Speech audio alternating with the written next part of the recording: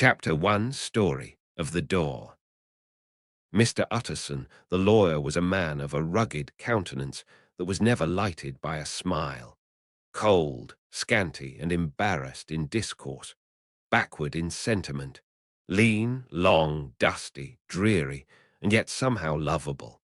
At friendly meetings, and when the wine was to his taste, something eminently human beaconed from his eye, something indeed which never found its way into his talk, but which spoke not only in these silent symbols of the after-dinner face, but more often and loudly in the acts of his life. He was austere with himself, drank gin when he was alone to mortify a taste for vintages, and though he enjoyed the theatre, had not crossed the doors of one for 20 years. But he had an approved tolerance for others, sometimes wondering, almost with envy, at the high pressure of spirits involved in their misdeeds, and in any extremity inclined to help rather than to reprove. "I incline to Cain's heresy," he used to say quaintly. "I let my brother go to the devil in his own way." In this character, it was frequently his fortune to be the last reputable acquaintance and the last good influence in the lives of down-going men. And to such as these, so long as they came about his chambers, he never marked a shade of change in his demeanour. No doubt the feat was easy to Mr. Utterson, for he was undemonstrative at the best, and even his friendship seemed to be founded in a similar catholicity of good nature. It is the mark of a modest man to accept his friendly circle ready-made from the hands of opportunity, and that was the lawyer's way. His friends were those of his own blood or those whom he had known the longest. His affections, like ivy, were the growth of time. They implied no aptness in the object. Hence, no doubt, the bond that united him to Mr. Richard Enfield, his distant kinsman, the well-known man about town. It was a nut to crack for many, what these two could see in each other, or what subject they could find in common. It was reported by those who encountered them in their Sunday walks that they said nothing, looked singularly dull, and would hail with obvious relief the appearance of a friend. For all that, the two men put the greatest store by these excursions, counted them the chief jewel of each week, and not only set aside occasions of pleasure, but even resisted the calls of business, that they might enjoy them uninterrupted.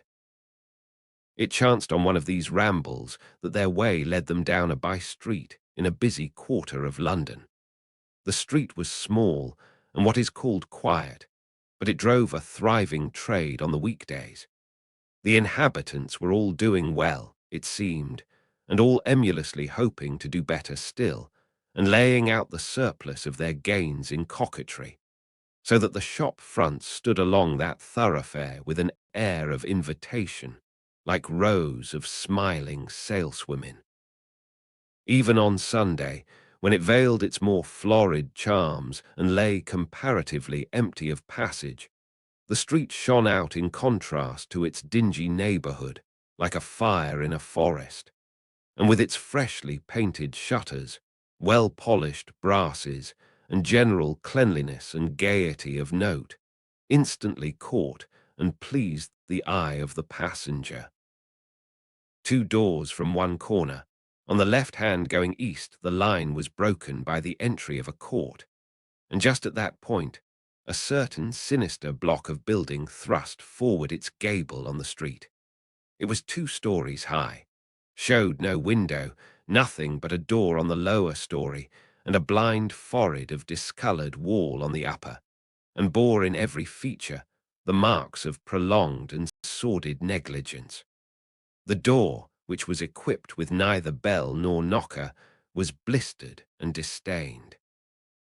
Tramps slouched into the recess and struck matches on the panels. Children kept shop upon the steps. The schoolboy had tried his knife on the mouldings, and for close on a generation, no one had appeared to drive away these random visitors or to repair their ravages. Mr. Enfield and the lawyer were on the other side of the by-street, but when they came abreast of the entry, the former lifted up his cane and pointed. "Did you ever remark that door?" he asked, and when his companion had replied in the affirmative, "It is connected in my mind," added he, "with a very odd story." "Indeed," said Mr. Utterson, with a slight change of voice. "And what was that?"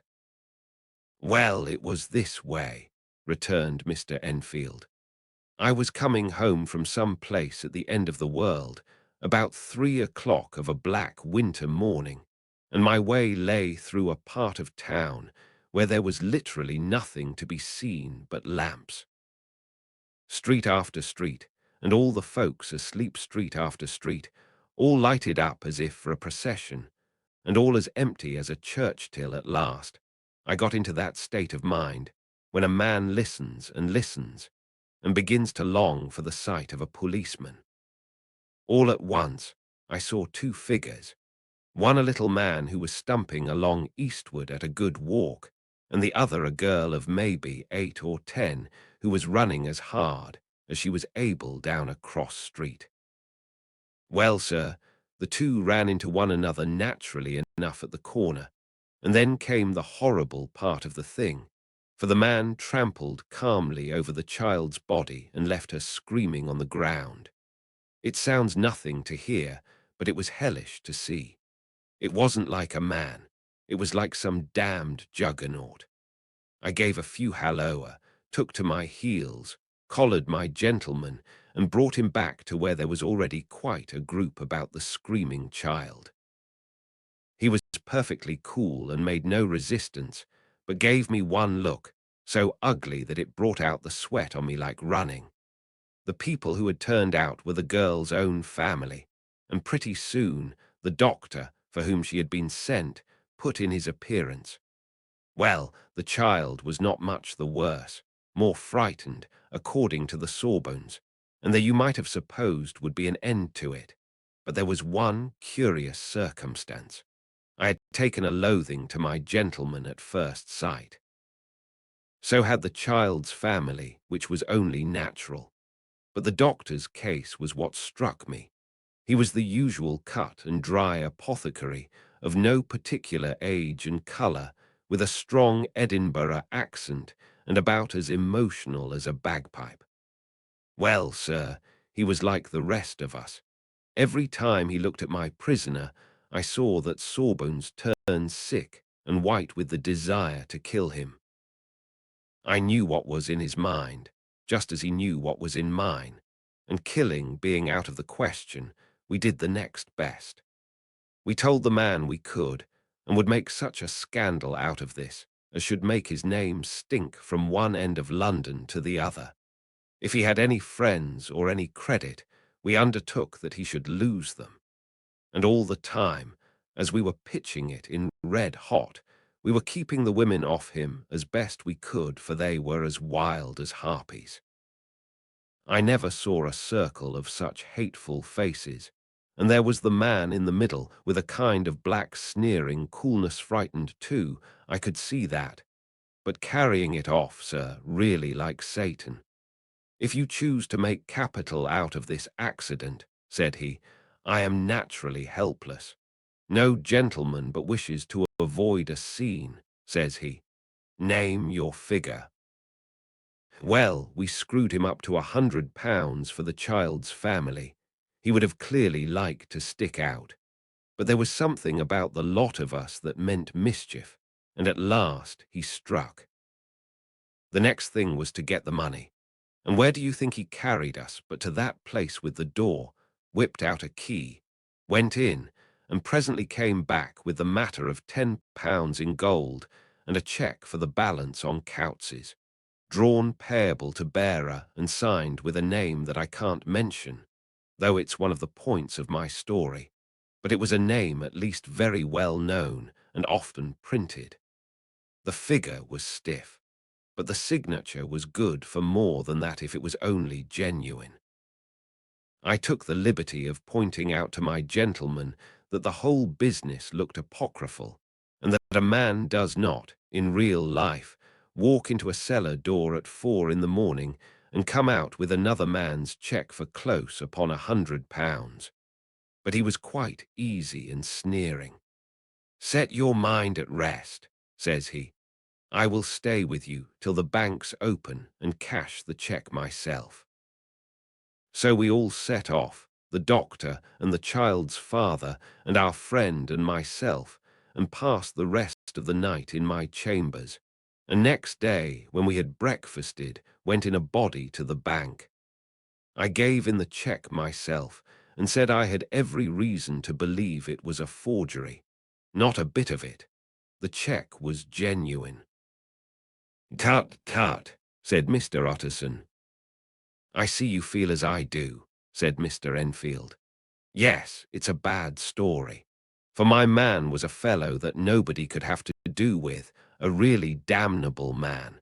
And the person that drew the cheque is the very pink of the proprieties, celebrated too, and what makes it worse, one of your fellows who do what they call good. Blackmail, I suppose. An honest man paying through the nose for some of the capers of his youth.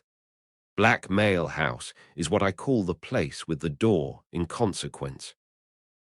Though even that, you know, is far from explaining all," he added, and with the words fell into a vein of musing. From this he was recalled by Mr. Utterson, asking rather suddenly, "And you don't know if the drawer of the cheque lives there?" "A likely place, isn't it?" returned Mr. Enfield. "But I happen to have noticed his address. He lives in some square or other." "And you never asked about the place with the door?"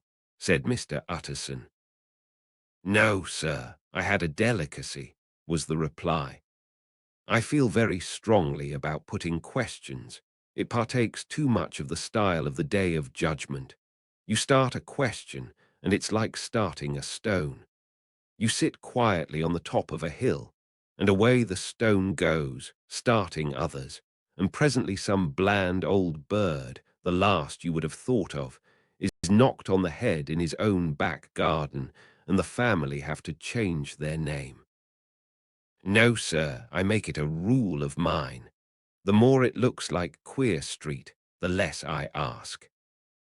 "A very good rule, too," said the lawyer. "But I have studied the place for myself," continued Mr. Enfield. "It seems scarcely a house.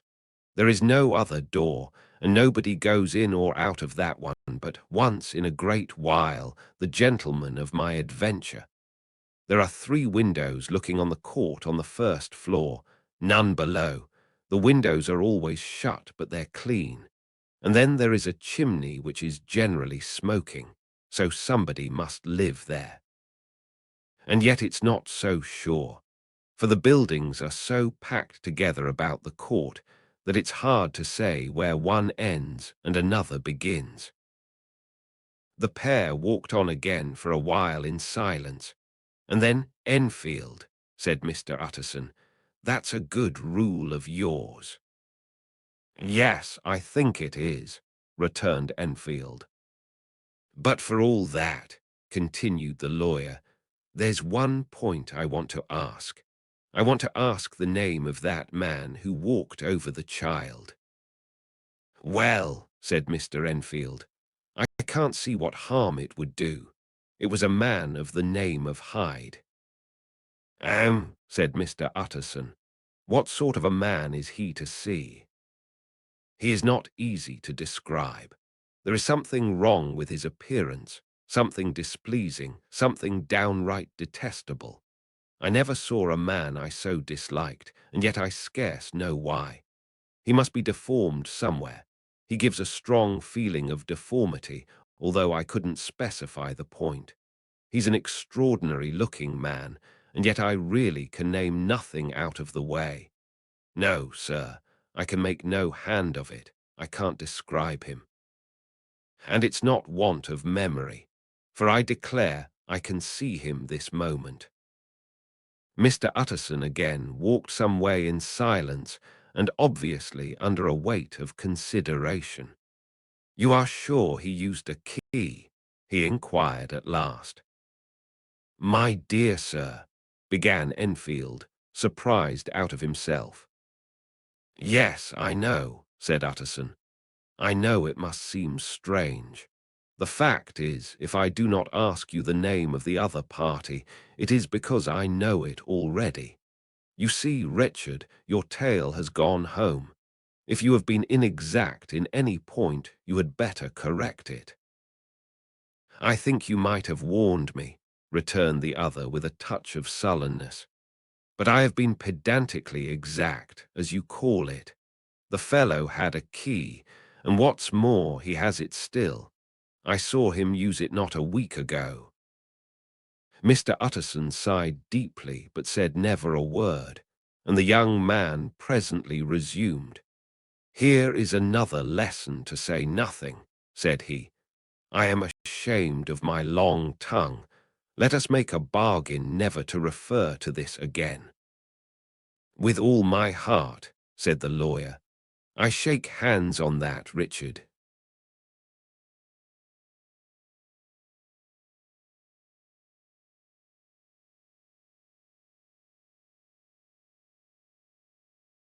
Chapter 2. Search for Mr. Hyde. That evening, Mr. Utterson came home to his bachelor house in sombre spirits and sat down to dinner without relish.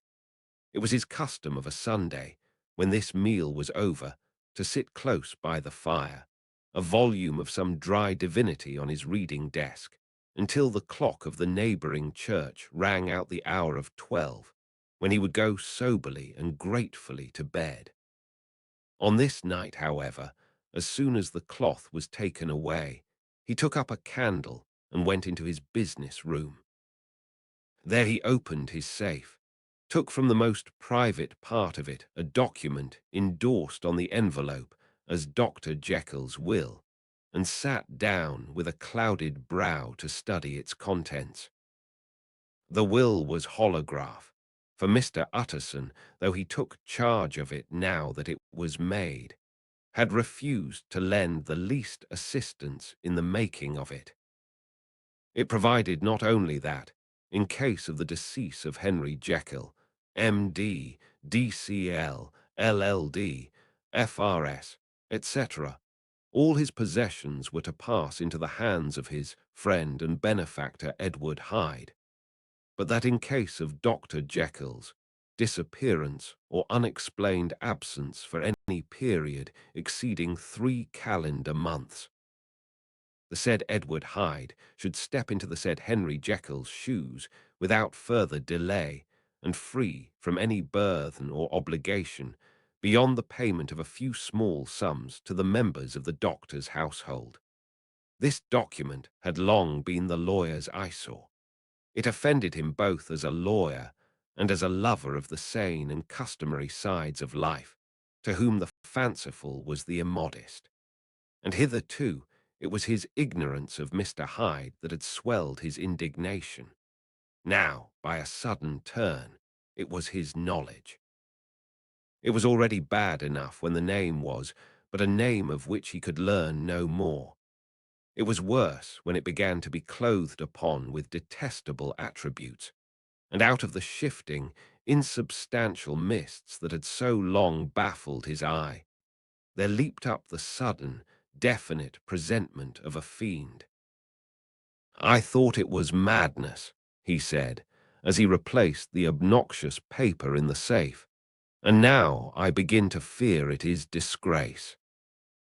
With that he blew out his candle, put on a greatcoat, and set forth in the direction of Cavendish Square, that citadel of medicine where his friend, the great Dr. Lanyon, had his house and received his crowding patients.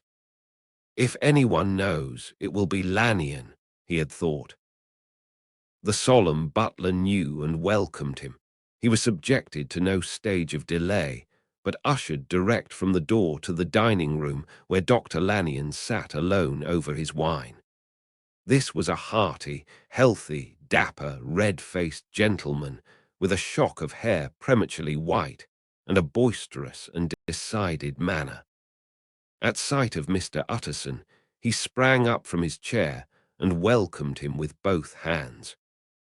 The geniality, as was the way of the man, was somewhat theatrical to the eye, but it reposed on genuine feeling.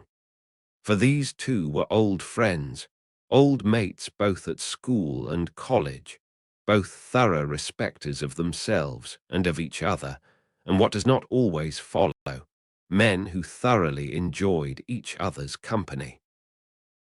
After a little rambling talk, the lawyer led up to the subject which so disagreeably preoccupied his mind.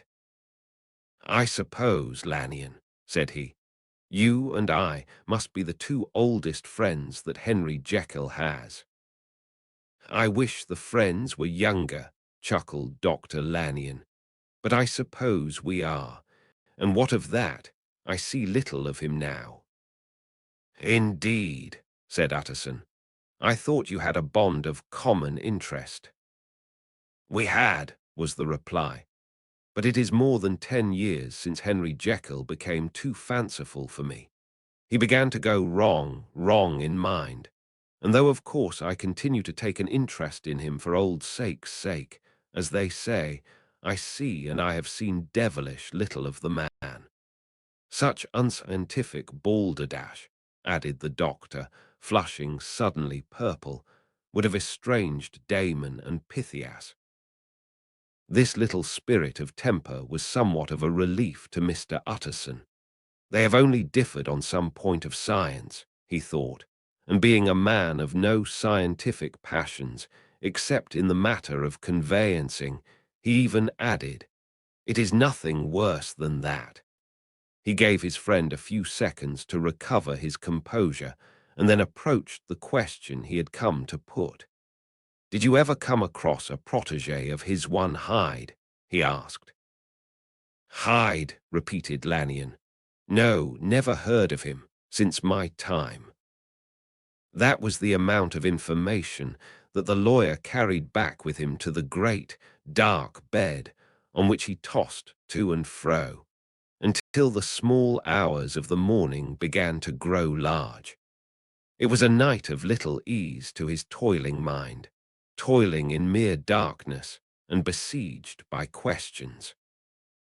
6 o'clock struck on the bells of the church that was so conveniently near to Mr. Utterson's dwelling, and still he was digging at the problem. Hitherto it had touched him on the intellectual side alone, but now his imagination also was engaged, or rather enslaved, and as he lay and tossed in the gross darkness of the night and the curtained room, Mr. Enfield's tale went by before his mind in a scroll of lighted pictures. He would be aware of the great field of lamps of a nocturnal city, then of the figure of a man walking swiftly, then of a child running from the doctor's, and then these met, and that human juggernaut trod the child down and passed on regardless of her screams. Or else he would see a room in a rich house where his friend lay asleep, dreaming and smiling at his dreams, and then the door of that room would be opened, the curtains of the bed plucked apart, the sleeper recalled, and lo, there would stand by his side a figure to whom power was given, and even at that dead hour he must rise and do its bidding.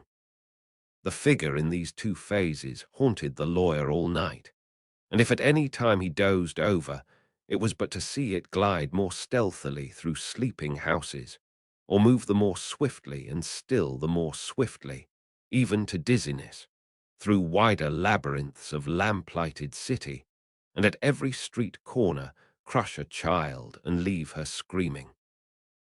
And still the figure had no face by which he might know it. Even in his dreams, it had no face, or one that baffled him and melted before his eyes. And thus it was that there sprang up and grew apace in the lawyer's mind a singularly strong, almost an inordinate, curiosity to behold the features of the real Mr. Hyde. If he could but once set eyes on him, he thought the mystery would lighten, and perhaps roll altogether away, as was the habit of mysterious things when well examined. He might see a reason for his friend's strange preference or bondage, call it which you please, and even for the startling clause of the will. At least it would be a face worth seeing, the face of a man who was without bowels of mercy, a face which had but to show itself to raise up, in the mind of the unimpressionable Enfield, a spirit of enduring hatred. From that time forward, Mr. Utterson began to haunt the door in the by-street of shops.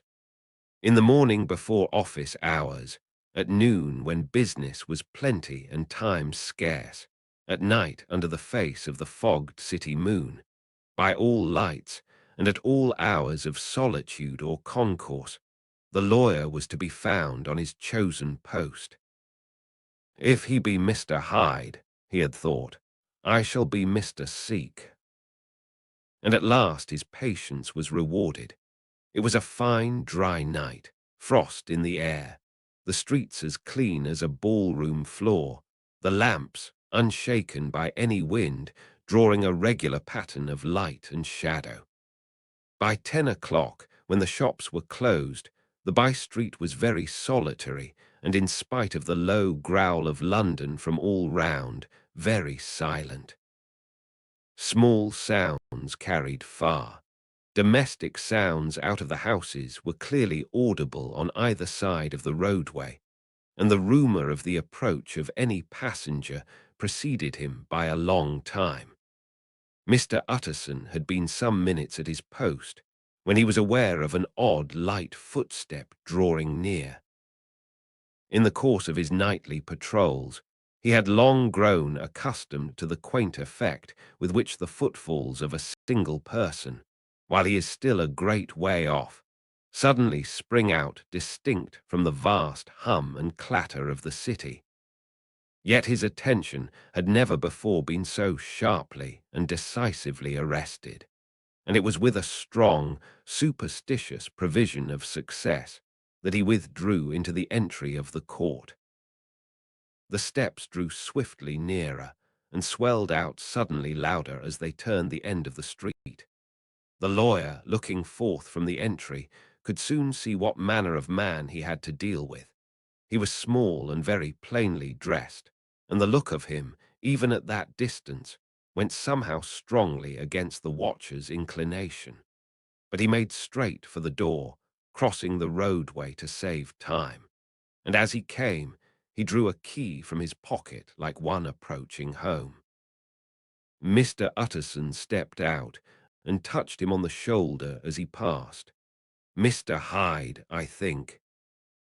Mr. Hyde shrank back with a hissing intake of the breath, but his fear was only momentary, and though he did not look the lawyer in the face, he answered coolly enough, "That is my name. What do you want?" "I see you are going in," returned the lawyer.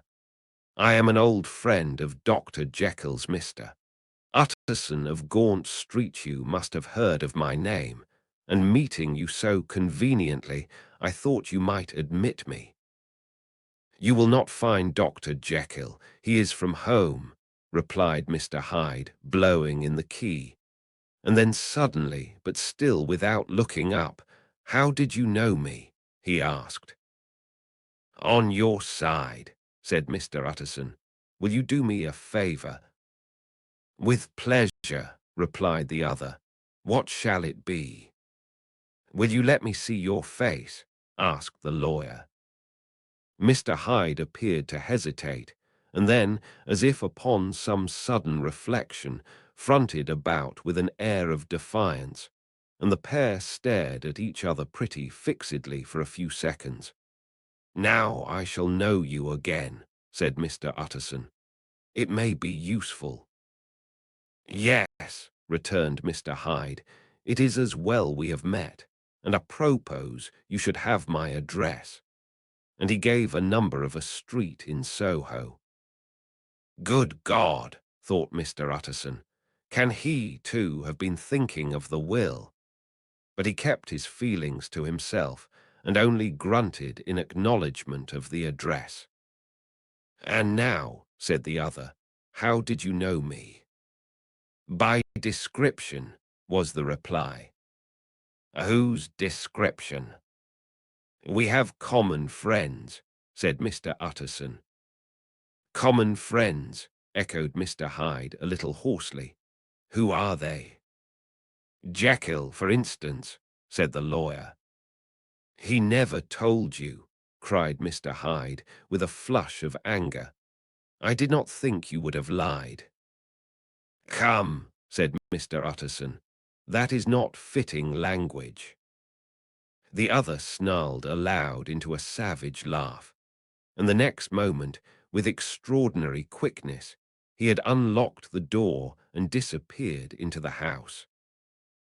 The lawyer stood a while when Mr. Hyde had left him, the picture of disquietude. Then he began slowly to mount the street, pausing every step or two and putting his hand to his brow like a man in mental perplexity. The problem he was thus debating as he walked was one of a class that is rarely solved. Mr. Hyde was pale and dwarfish.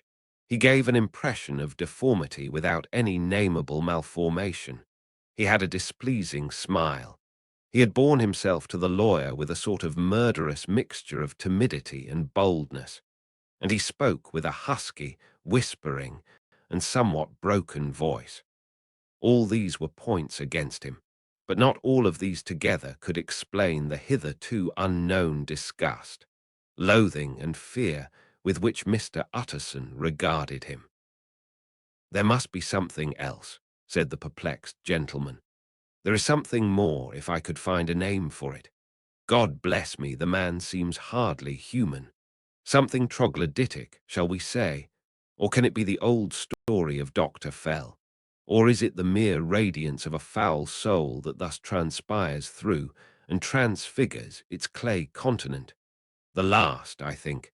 For oh, my poor old Harry Jekyll, if ever I read Satan's signature upon a face, it is on that of your new friend."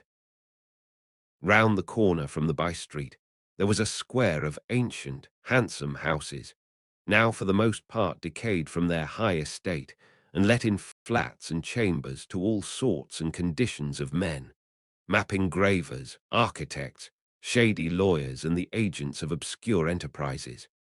One house, however, second from the corner, was still occupied entire, and at the door of this, which wore a great air of wealth and comfort, though it was now plunged in darkness except for the fanlight, Mr. Utterson stopped and knocked.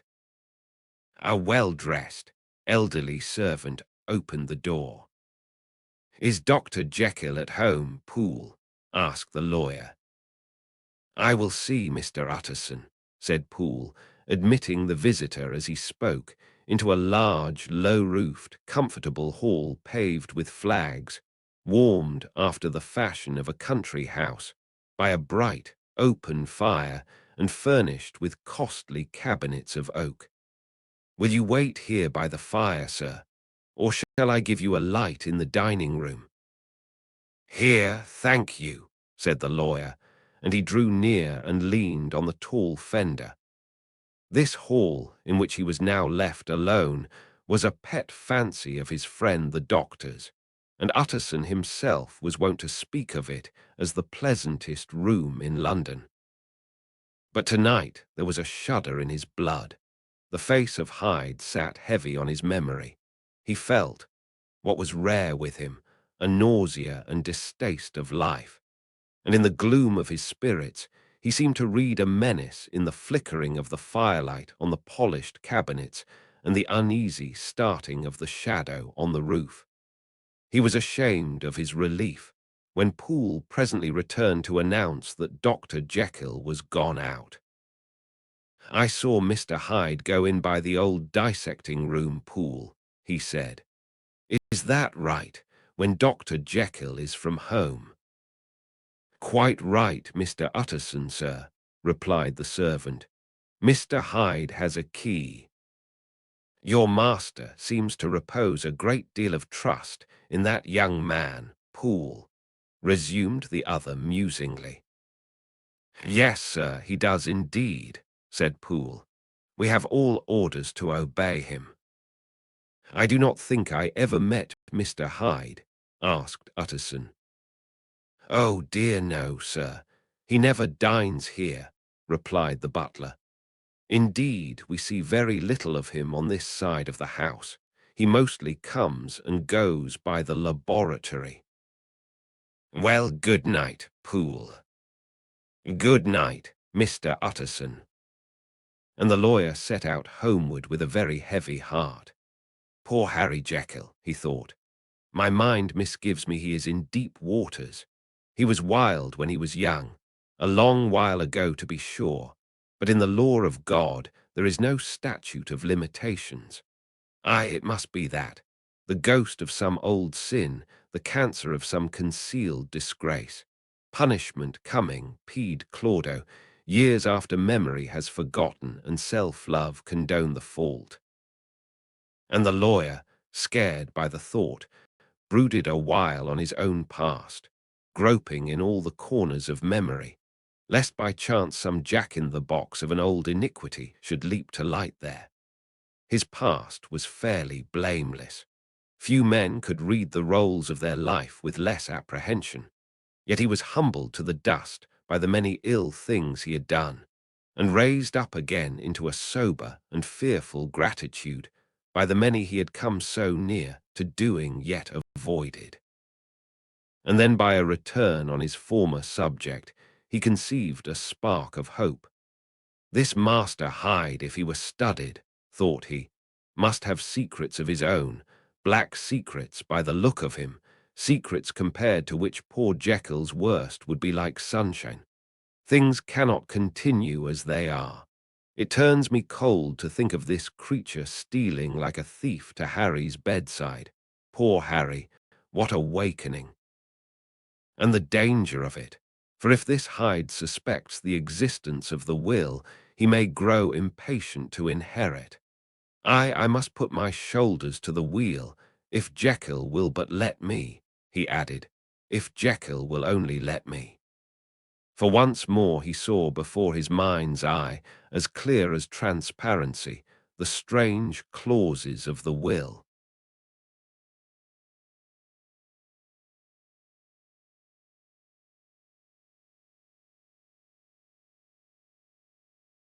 Chapter 3.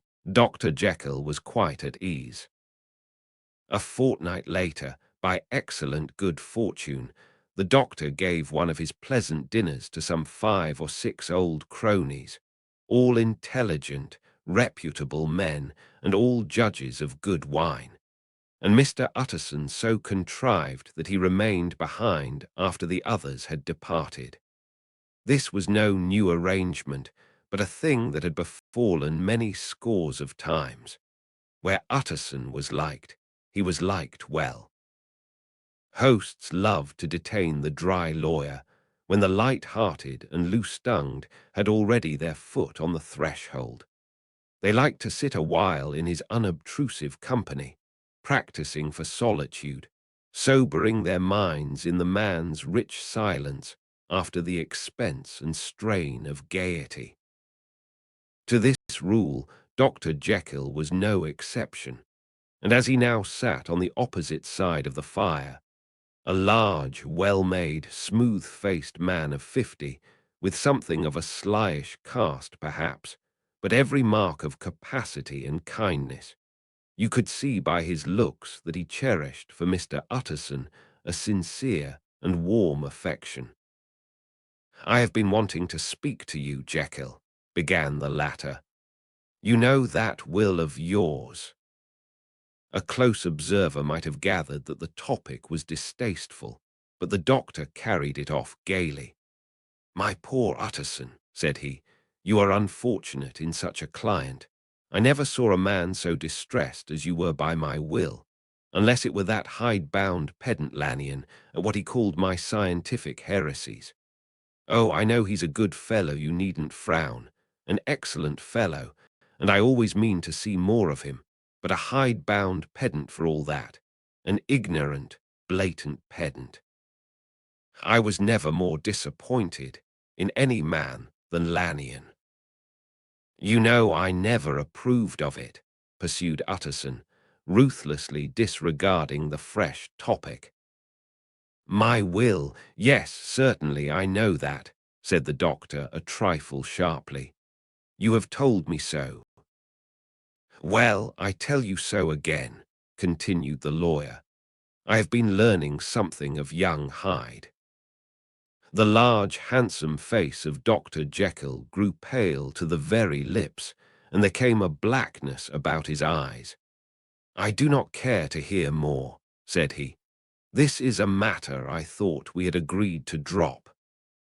What I heard was abominable, said Utterson. It can make no change. You do not understand my position, returned the doctor, with a certain incoherency of manner. I am painfully situated, Utterson. My position is a very strange one.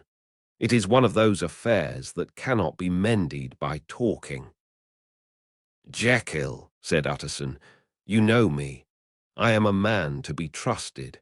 Make a clean breast of this in confidence, and I make no doubt I can get you out of it. My good Utterson, said the doctor, this is very good of you, this is downright good of you, and I cannot find words to thank you in. I believe you fully. I would trust you before any man alive, I before myself, if I could make the choice. But indeed it isn't what you fancy. It is not as bad as that. And just to put your good heart at rest, I will tell you one thing. The moment I choose, I can be rid of Mr. Hyde. I give you my hand upon that, and I thank you again and again. And I will just add one little word, Utterson, that I'm sure you'll take in good part. This is a private matter, and I beg of you to let it sleep. Utterson reflected a little, looking in the fire. I have no doubt you are perfectly right, he said at last, getting to his feet. Well, but since we have touched upon this business, and for the last time I hope, continued the doctor, there is one point I should like you to understand. I have really a very great interest in poor Hyde. I know you have seen him, he told me so, and I fear he was rude. But I do sincerely take a very great interest in that young man, and if I am taken away, Utterson, I wish you to promise me that you will bear with him and get his rights for him. I think you would, if you knew all, and it would be a weight off my mind if you would promise. I can't pretend that I shall ever like him, said the lawyer. I don't ask that, pleaded Jekyll, laying his hand upon the other's arm. I only ask for justice. I only ask you to help him for my sake when I am no longer here. Utterson heaved an irrepressible sigh. Well, said he, I promise.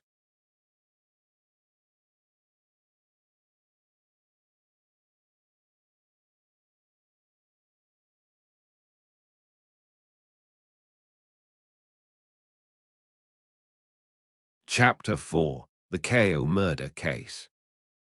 Nearly a year later, in the month of October, 18, London was startled by a crime of singular ferocity, and rendered all the more notable by the high position of the victim. The details were few and startling. A maid-servant living alone in a house not far from the river had gone upstairs to bed about 11. Although a fog rolled over the city in the small hours, the early part of the night was cloudless, and the lane, which the maid's window overlooked, was brilliantly lit by the full moon. It seems she was romantically given, for she sat down upon her box, which stood immediately under the window, and fell into a dream of musing. Never, she used to say, with streaming tears, when she narrated that experience, never had she felt more at peace with all men or thought more kindly of the world. And as she so sat, she became aware of an aged, beautiful gentleman with white hair, drawing near along the lane, and advancing to meet him, another and very small gentleman to whom at first she paid less attention. When they had come within speech, which was just under the maid's eyes, the older man bowed and accosted the other with a very pretty manner of politeness. It did not seem as if the subject of his address were of great importance. Indeed, from his pointing, it sometimes appeared as if he were only inquiring his way. But the moon shone on his face as he spoke, and the girl was pleased to watch it. It seemed to breathe such an innocent and old-world kindness of disposition, yet with something high too, as of a well-founded self-content. Presently her eye wandered to the other, and she was surprised to recognize in him a certain Mr. Hyde, who had once visited her master, and for whom she had conceived a dislike. He had in his hand a heavy cane with which he was trifling, but he answered never a word, and seemed to listen with an ill-contained impatience. And then all of a sudden he broke out in a great flame of anger, stamping with his foot, brandishing the cane, and carrying on, as the maid described it, like a madman. The old gentleman took a step back, with the air of one very much surprised and a trifle hurt, and at that Mr. Hyde broke out of all bounds and clubbed him to the earth. And next moment, with ape-like fury, he was trampling his victim underfoot and hailing down a storm of blows, under which the bones were audibly shattered, and the body jumped upon the roadway. At the horror of these sights and sounds, the maid fainted. It was 2 o'clock when she came to herself and called for the police. The murderer was gone long ago, but there lay his victim in the middle of the lane, incredibly mangled. The stick with which the deed had been done, although it was of some rare and very tough and heavy wood, had broken in the middle under the stress of this insensate cruelty, and one splintered half had rolled in the neighbouring gutter, the other, without doubt, had been carried away by the murderer. A purse and gold watch were found upon the victim, but no cards or papers, except a sealed and stamped envelope which he had been probably carrying to the post, and which bore the name and address of Mr. Utterson. This was brought to the lawyer the next morning before he was out of bed, and he had no sooner seen it and been told the circumstances than he shot out a solemn lip. "I shall say nothing till I have seen the body," said he. "This may be very serious. Have the kindness to wait while I dress." And with the same grave countenance, he hurried through his breakfast and drove to the police station, whither the body had been carried. As soon as he came into the cell, he nodded. "Yes," said he, "I recognize him. I am sorry to say that this is Sir Danvers Carew." "Good God, sir!" exclaimed the officer, "is it possible?" And the next moment his eye lighted up with professional ambition. "This will make a deal of noise," he said, "and perhaps you can help us to the man." And he briefly narrated what the maid had seen and showed the broken stick. Mr. Utterson had already quailed at the name of Hyde, but when the stick was laid before him, he could doubt no longer. Broken and battered as it was, he recognized it for one that he had himself presented many years before to Henry Jekyll. "Is this Mr. Hyde a person of small stature?" he inquired. "Particularly small and particularly wicked-looking, is what the maid calls him," said the officer. Mr. Utterson reflected, and then, raising his head, "If you will come with me in my cab," he said, "I think I can take you to his house." It was by this time about 9 in the morning, and the first fog of the season. A great chocolate-coloured pall lowered over heaven, but the wind was continually charging and routing these embattled vapours, so that as the cab crawled from street to street, Mr. Utterson beheld a marvelous number of degrees and hues of twilight. For here it would be dark like the back end of evening, and there would be a glow of a rich, lurid brown, like the light of some strange conflagration. And here, for a moment, the fog would be quite broken up, and a haggard shaft of daylight would glance in between the swirling wreaths. The dismal quarter of Soho seen under these changing glimpses, with its muddy ways and slatternly passengers, and its lamps, which had never been extinguished or had been kindled afresh to combat this mournful reinvasion of darkness, seemed, in the lawyer's eyes, like a district of some city in a nightmare. The thoughts of his mind, besides, were of the gloomiest dye, and when he glanced at the companion of his drive, he was conscious of some touch of that terror of the law and the law's officers, which may at times assail the most honest.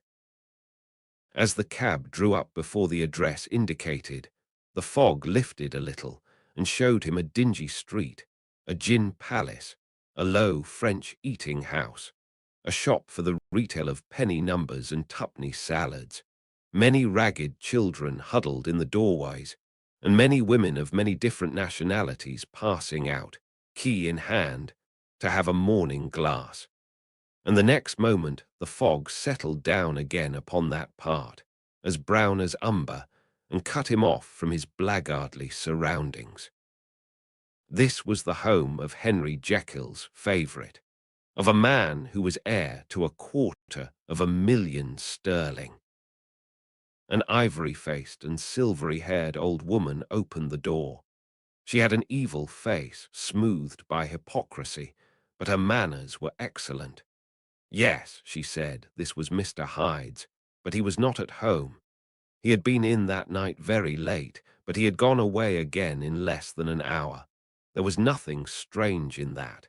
His habits were very irregular, and he was often absent. For instance, it was nearly 2 months since she had seen him till yesterday. "Very well, then, we wish to see his rooms," said the lawyer, and when the woman began to declare it was impossible, "I had better tell you who this person is," he added. "This is Inspector Newcomen of Scotland Yard." A flash of odious joy appeared upon the woman's face. "Ah," said she, "he is in trouble. What has he done?" Mr. Utterson and the inspector exchanged glances. "He don't seem a very popular character," observed the latter. "And now, my good woman, just let me and this gentleman have a look about us." In the whole extent of the house, which but for the old woman remained otherwise empty, Mr. Hyde had only used a couple of rooms, but these were furnished with luxury and good taste. A closet was filled with wine. The plate was of silver, the napery elegant. A good picture hung upon the walls, a gift, as Utterson supposed, from Henry Jekyll, who was much of a connoisseur, and the carpets were of many plies and agreeable in colour. At this moment, however, the rooms bore every mark of having been recently and hurriedly ransacked. Clothes lay about the floor with their pockets inside out. Lock-fast drawers stood open, and on the hearth there lay a pile of grey ashes, as though many papers had been burned. From these embers, the inspector disinterred the butt end of a green check book, which had resisted the action of the fire. The other half of the stick was found behind the door, and as this clinched his suspicions, the officer declared himself delighted. A visit to the bank, where several £1,000s were found to be lying to the murderer's credit, completed his gratification. "You may depend upon it, sir," he told Mr. Utterson. "I have him in my hand. He must have lost his head, or he never would have left the stick or, above all, burned the cheque-book. Why, money's life to the man. We have nothing to do but wait for him at the bank and get out the handbills. This last, however, was not so easy of accomplishment, for Mr. Hyde had numbered few familiars. Even the master of the servant maid had only seen him twice. His family could nowhere be traced. He had never been photographed, and the few who could describe him differed widely, as common observers will. Only on one point were they agreed, and that was the haunting sense of unexpressed deformity with which the fugitive impressed his beholders.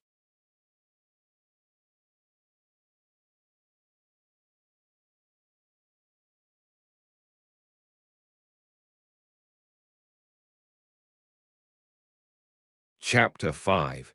Incident of the Letter. It was late in the afternoon when Mr. Utterson found his way to Dr. Jekyll's door, where he was at once admitted by Poole and carried down by the kitchen offices and across a yard which had once been a garden to the building which was indifferently known as the laboratory or dissecting rooms. The doctor had bought the house from the heirs of a celebrated surgeon, and his own tastes, being rather chemical than anatomical, had changed the destination of the block at the bottom of the garden.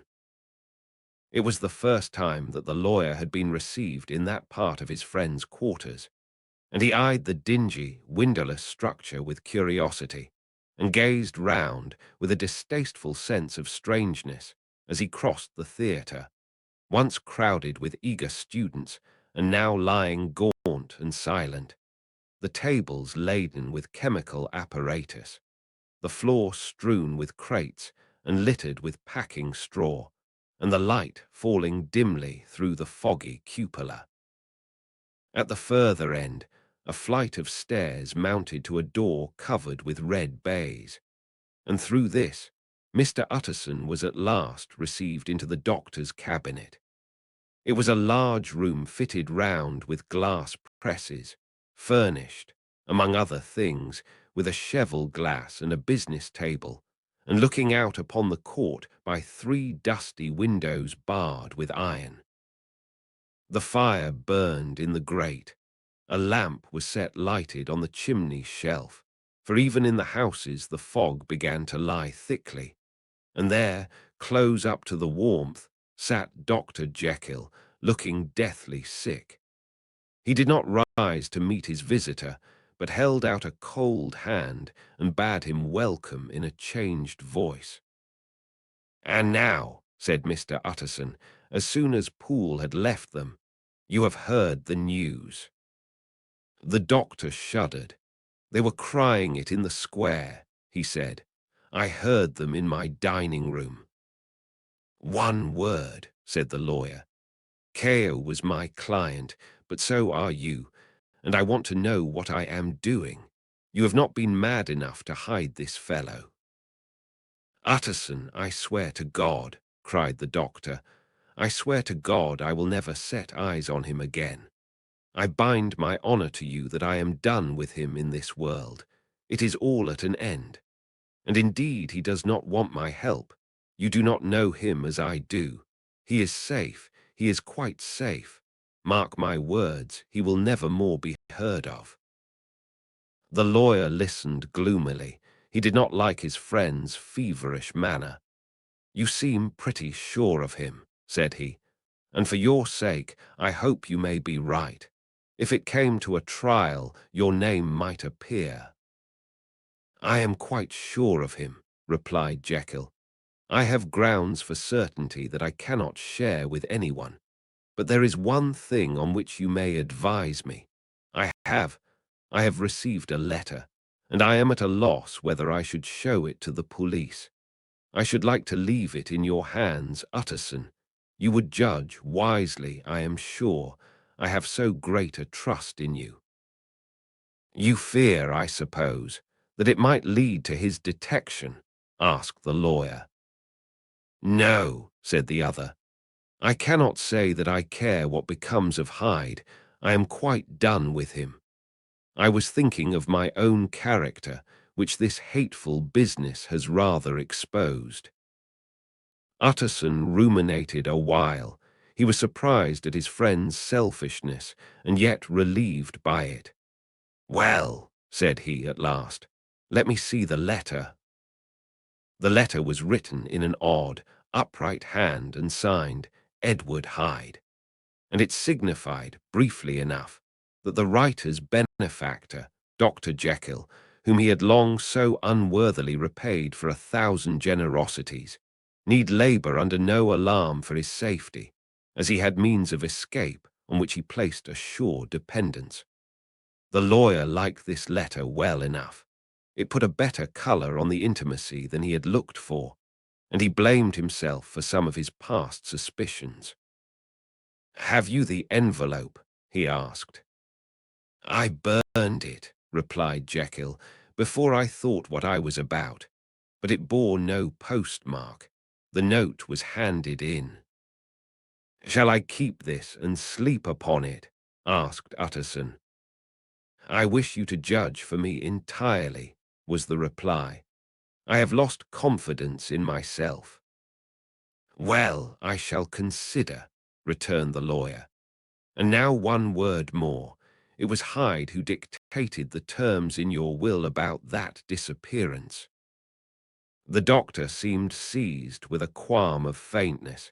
He shut his mouth tight and nodded. "I knew it," said Utterson. "He meant to murder you. You had a fine escape."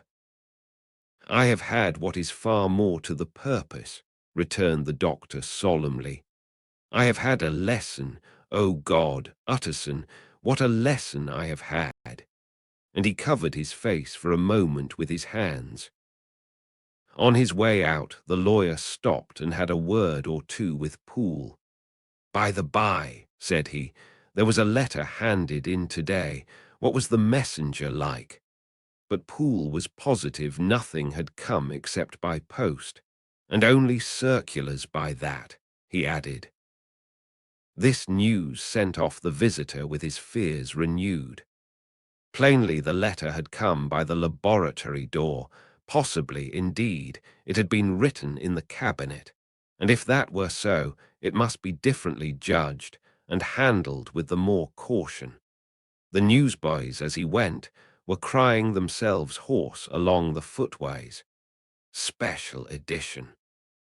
Shocking murder of an MP. That was the funeral oration of one friend and client, and he could not help a certain apprehension lest the good name of another should be sucked down in the eddy of the scandal.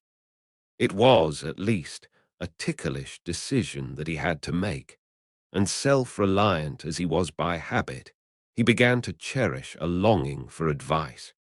It was not to be had directly, but perhaps, he thought, it might be fished for.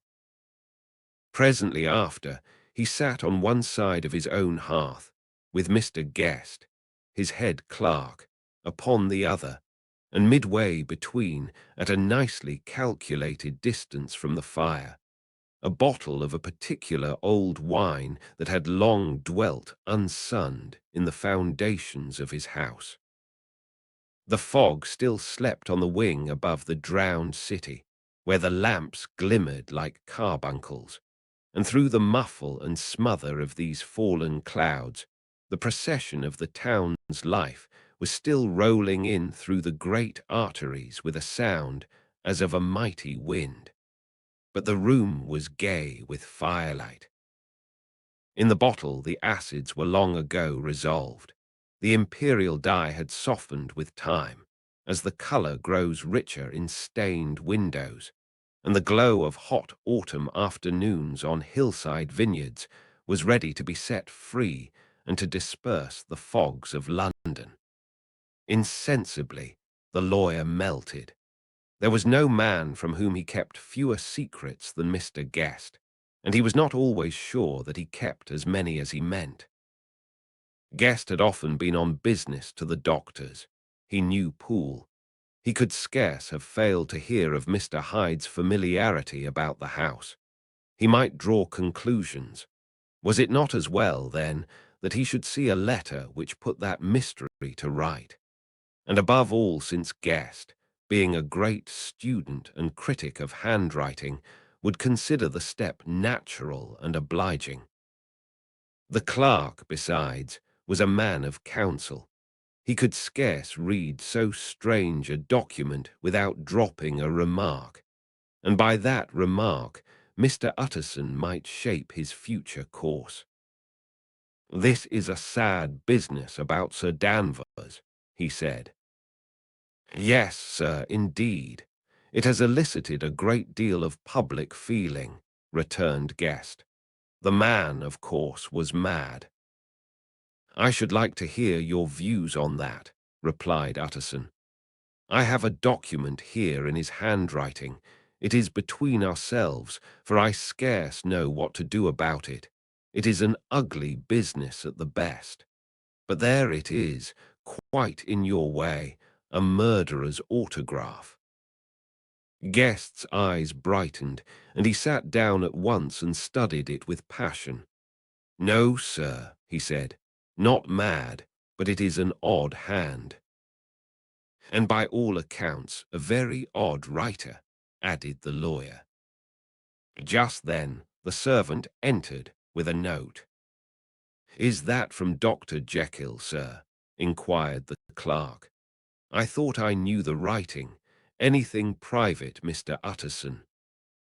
"Only an invitation to dinner. Why, do you want to see it?" "One moment. I thank you, sir." And the clerk laid the 2 sheets of paper alongside and sedulously compared their contents. "Thank you, sir," he said at last, returning both. "It's a very interesting autograph." There was a pause, during which Mr. Utterson struggled with himself. "Why did you compare them, Guest?" he inquired suddenly. "Well, sir," returned the clerk, "there's a rather singular resemblance. The 2 hands are in many points identical, only differently sloped." "Rather quaint," said Utterson. "It is, as you say, rather quaint," returned Guest. "I wouldn't speak of this note, you know," said the master. "No, sir," said the clerk. "I understand." But no sooner was Mr. Utterson alone that night than he locked the note into his safe, where it reposed from that time forward. "What?" he thought. "Henry Jekyll forged for a murderer," and his blood ran cold in his veins.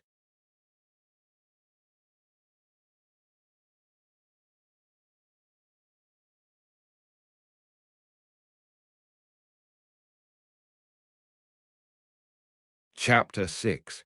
Incident of Dr. Lanyon. Time ran on. Thousands of pounds were offered in reward, for the death of Sir Danvers was resented as a public injury. But Mr. Hyde had disappeared out of the ken of the police as though he had never existed. Much of his past was unearthed, indeed, and all disreputable. Tales came out of the man's cruelty, at once so callous and violent, of his vile life, of his strange associates, of the hatred that seemed to have surrounded his career, but of his present whereabouts, not a whisper. From the time he had left the house in Soho on the morning of the murder, he was simply blotted out, and gradually, as time drew on, Mr. Utterson began to recover from the hotness of his alarm, and to grow more at quiet with himself. The death of Sir Danvers was, to his way of thinking, more than paid for by the disappearance of Mr. Hyde.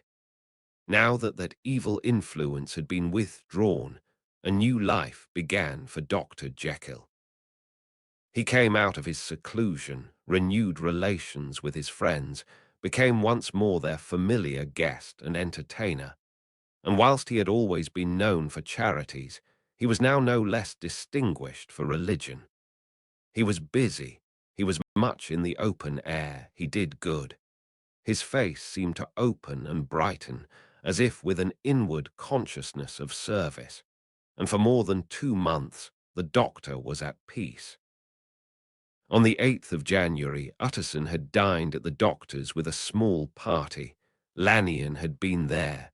and the face of the host had looked from one to the other as in the old days when the trio were inseparable friends. On the 12th, and again on the 14th, the door was shut against the lawyer. The doctor was confined to the house, Poole said, and saw no one. On the 15th, he tried again, and was again refused, and having now been used for the last 2 months to see his friend almost daily, he found this return of solitude to weigh upon his spirits.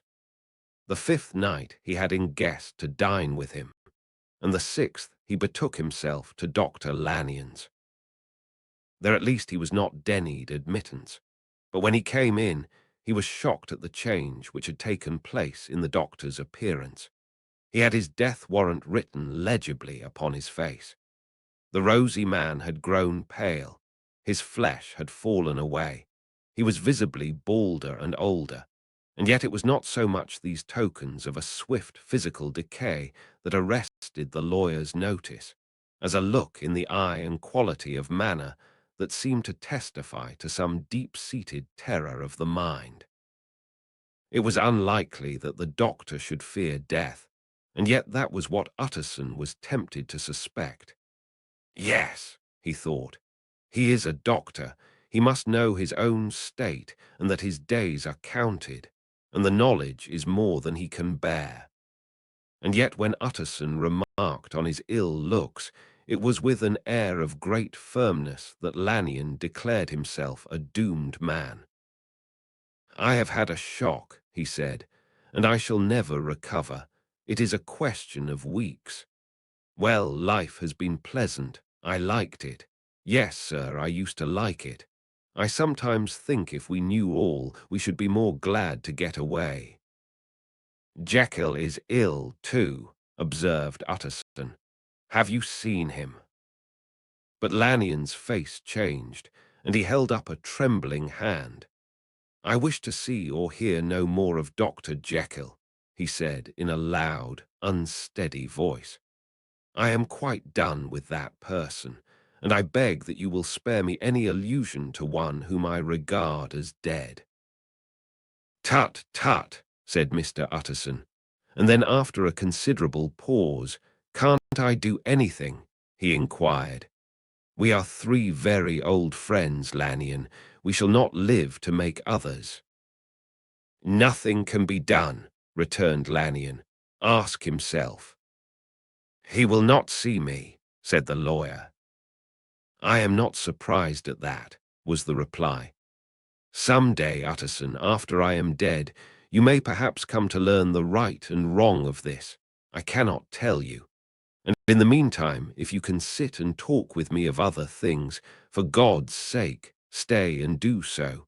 But if you cannot keep clear of this accursed topic, then in God's name go, for I cannot bear it." As soon as he got home, Utterson sat down and wrote to Jekyll, complaining of his exclusion from the house, and asking the cause of this unhappy break with Lanyon, and the next day brought him a long answer, often very pathetically worded, and sometimes darkly mysterious in drift. The quarrel with Lanyon was incurable. "I do not blame our old friend," Jekyll wrote, "but I share his view that we must never meet. I mean from henceforth to lead a life of extreme seclusion. You must not be surprised, nor must you doubt my friendship, if my door is often shut even to you. You must suffer me to go my own dark way. I have brought on myself a punishment and a danger that I cannot name. If I am the chief of sinners, I am the chief of sufferers also. I could not think that this earth contained a place for sufferings and terrors so unmanning. And you can do but one thing, Utterson, to lighten this destiny, and that is to respect my silence." Utterson was amazed. The dark influence of Hyde had been withdrawn. The doctor had returned to his old tasks and amities. A week ago, the prospect had smiled with every promise of a cheerful and an honoured age. And now, in a moment, friendship and peace of mind and the whole tenor of his life were wrecked. So great and unprepared a change pointed to madness. But in view of Lanyon's manner and words, there must lie for it some deeper ground. A week afterwards, Dr. Lanyon took to his bed, and in something less than a fortnight he was dead. The night after the funeral, at which he had been sadly affected, Utterson locked the door of his business room, and sitting there by the light of a melancholy candle, drew out and set before him an envelope addressed by the hand and sealed with the seal of his dead friend. Private, for the hands of G.J. Utterson alone, and in case of his predeceased to be destroyed unread, so it was emphatically superscribed, and the lawyer dreaded to behold the contents. I have buried one friend today, he thought. What if this should cost me another? And then he condemned the fear as a disloyalty and broke the seal. Within there was another enclosure, likewise sealed, and marked upon the cover as not to be opened till the death or disappearance of Dr. Henry Jekyll. Utterson could not trust his eyes. Yes, it was disappearance. Here again, as in the mad will which he had long ago restored to its author, here again were the idea of a disappearance and the name of Henry Jekyll bracketed.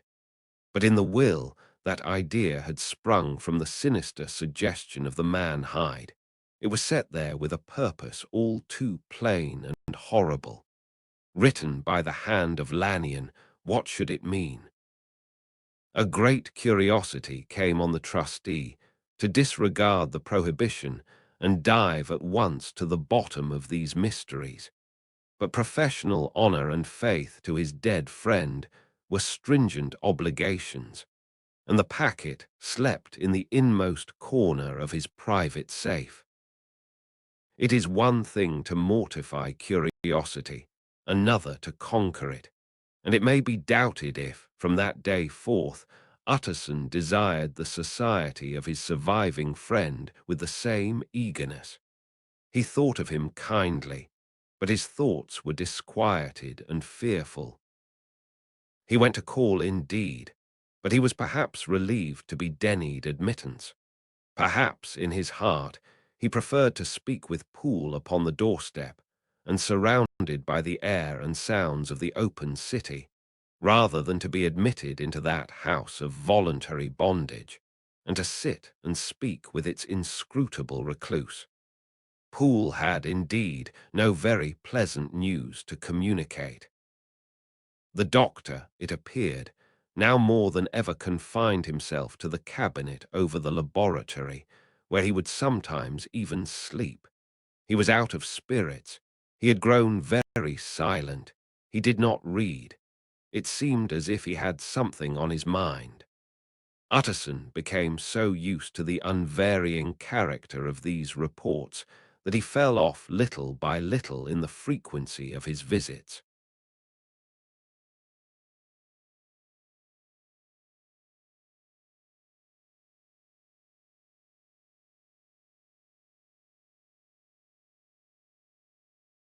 Chapter 7.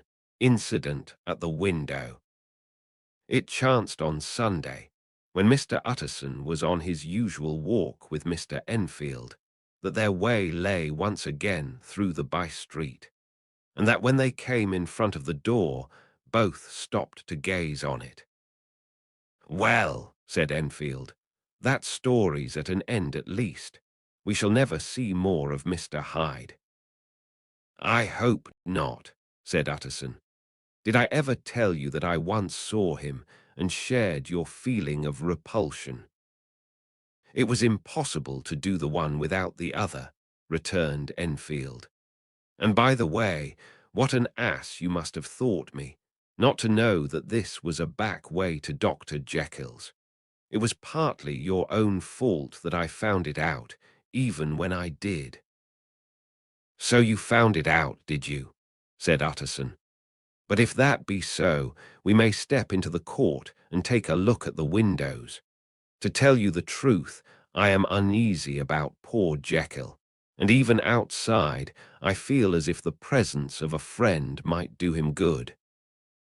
The court was very cool and a little damp, and full of premature twilight, although the sky, high up overhead, was still bright with sunset. The middle one of the three windows was halfway open, and sitting close beside it, taking the air with an infinite sadness of mien, like some disconsolate prisoner, Utterson saw Dr. Jekyll. "What, Jekyll?" he cried. "I trust you are better." "I am very low, Utterson," replied the doctor drearily, "very low. It will not last long, thank God." "You stay too much indoors," said the lawyer. "You should be out, whipping up the circulation like Mr. Enfield and me. This is my cousin Mr. Enfield, Doctor Jekyll. Come now, get your hat and take a quick turn with us." "You are very good," sighed the other. "I should like to very much. But no, no, no, it is quite impossible. I dare not.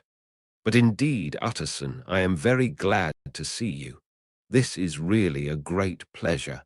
I would ask you and Mr. Enfield up, but the place is really not fit." "Why then," said the lawyer good-naturedly, "the best thing we can do is to stay down here and speak with you from where we are." "That is just what I was about to venture to propose," returned the doctor with a smile. But the words were hardly uttered before the smile was struck out of his face and succeeded by an expression of such abject terror and despair as froze the very blood of the two gentlemen below. They saw it, but for a glimpse, for the window was instantly thrust down. But that glimpse had been sufficient, and they turned and left the court without a word. In silence, too, they traversed the by-street, and it was not until they had come into a neighbouring thoroughfare, where even upon a Sunday there were still some stirrings of life, that Mr. Utterson at last turned and looked at his companion. They were both pale, and there was an answering horror in their eyes. "God forgive us, God forgive us," said Mr. Utterson. But Mr. Enfield only nodded his head very seriously and walked on once more in silence.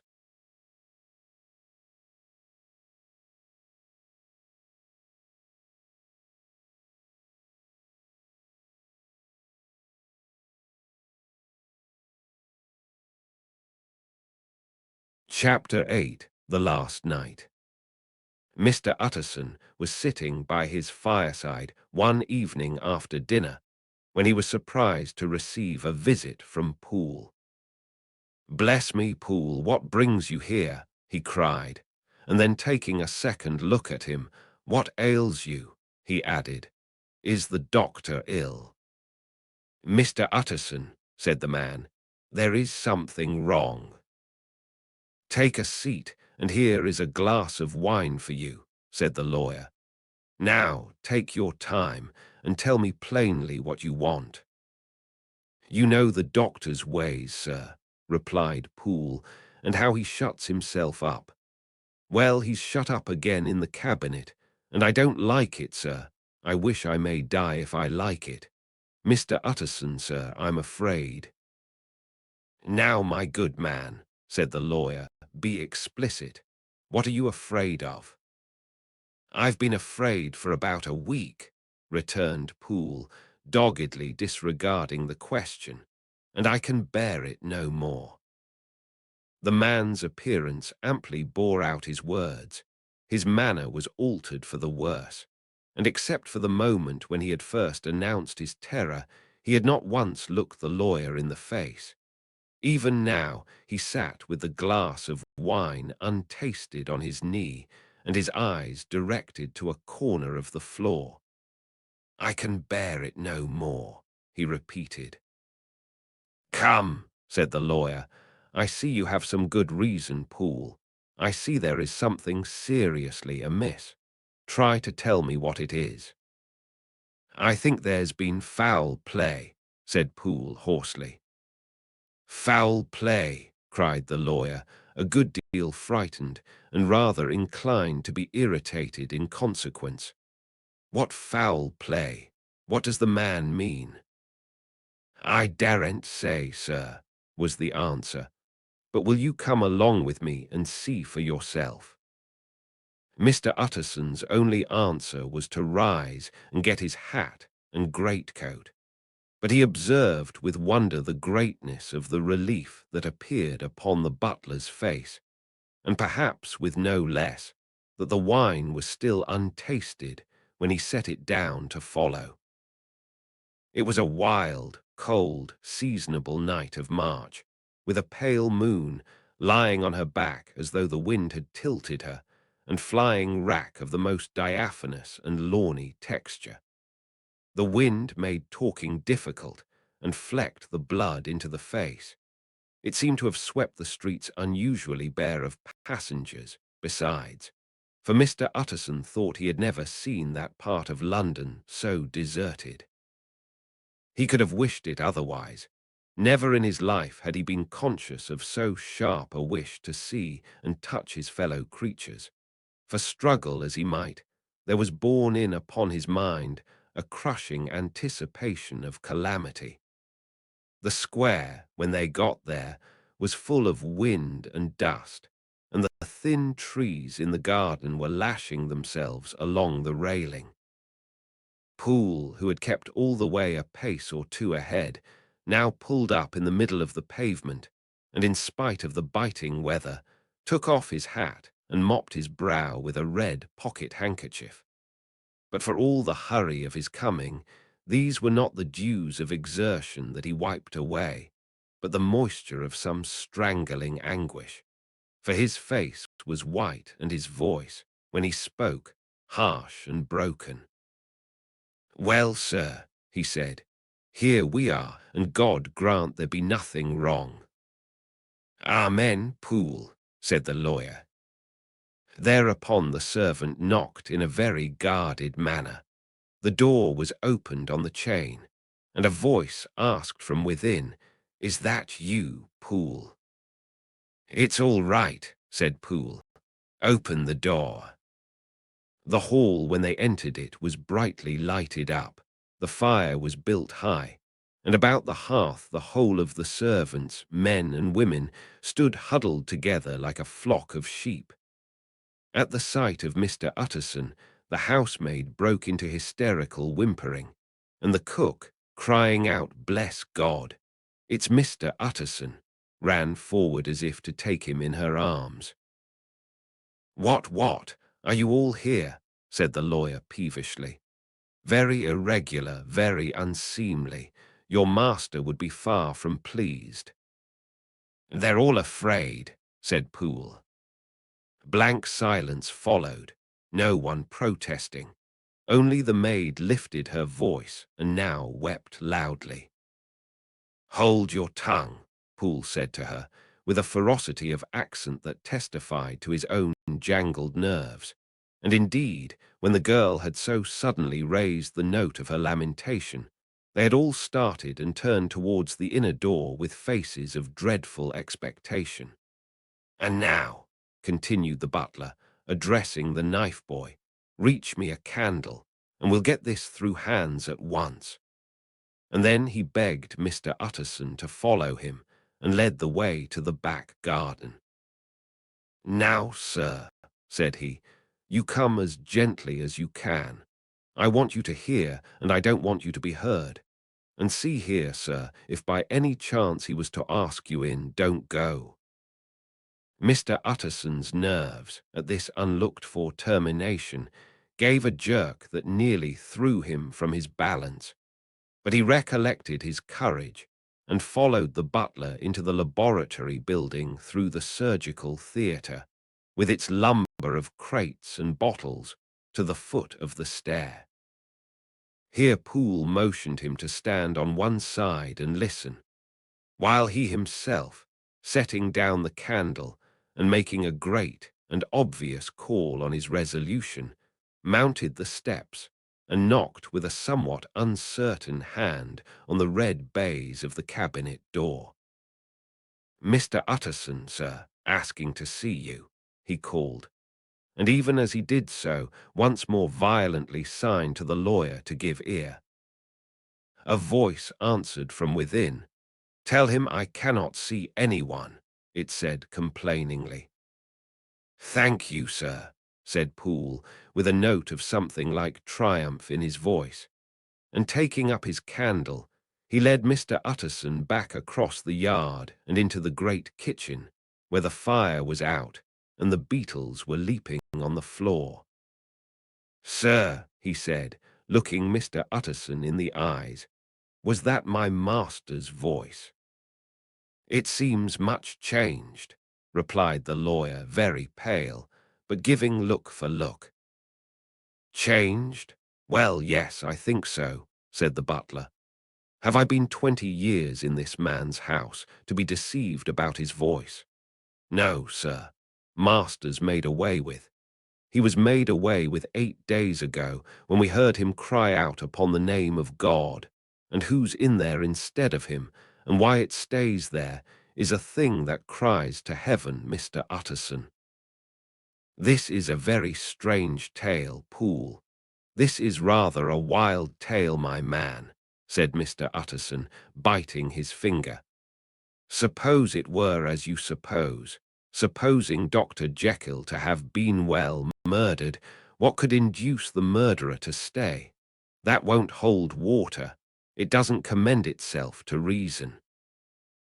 "Well, Mr. Utterson, you are a hard man to satisfy, but I'll do it yet," said Poole. "All this last week, you must know him, or it, whatever it is that lives in that cabinet, has been crying night and day for some sort of medicine and cannot get it to his mind. It was sometimes his way, the master's, that is, to write his orders on a sheet of paper and throw it on the stair. We've had nothing else this week back, nothing but papers and a closed door, and the very meals left there to be smuggled in when nobody was looking. Well, sir, every day, aye, and twice and thrice in the same day, there have been orders and complaints, and I have been sent flying to all the wholesale chemists in town. Every time I brought the stuff back, there would be another paper telling me to return it, because it was not pure, and another order to a different firm. This drug is wanted bitter bad, sir, whatever for." "Have you any of these papers?" asked Mr. Utterson. Poole felt in his pocket and handed out a crumpled note, which the lawyer, bending nearer to the candle, carefully examined. Its contents ran thus: "Dr. Jekyll presents his compliments to Messrs. Moore. He assures them that their last sample is impure and quite useless for his present purpose. In the year 18, Dr. J purchased a somewhat large quantity from Messrs. M. He now begs them to search with most sedulous care, and should any of the same quality be left, forward it to him at once.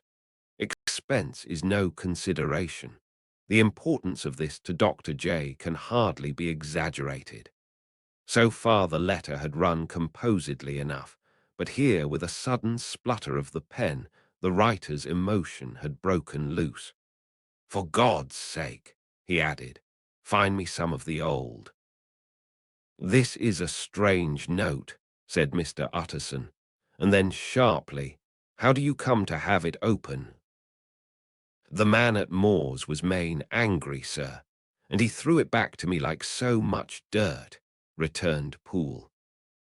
"This is unquestionably the doctor's hand, do you know?" resumed the lawyer.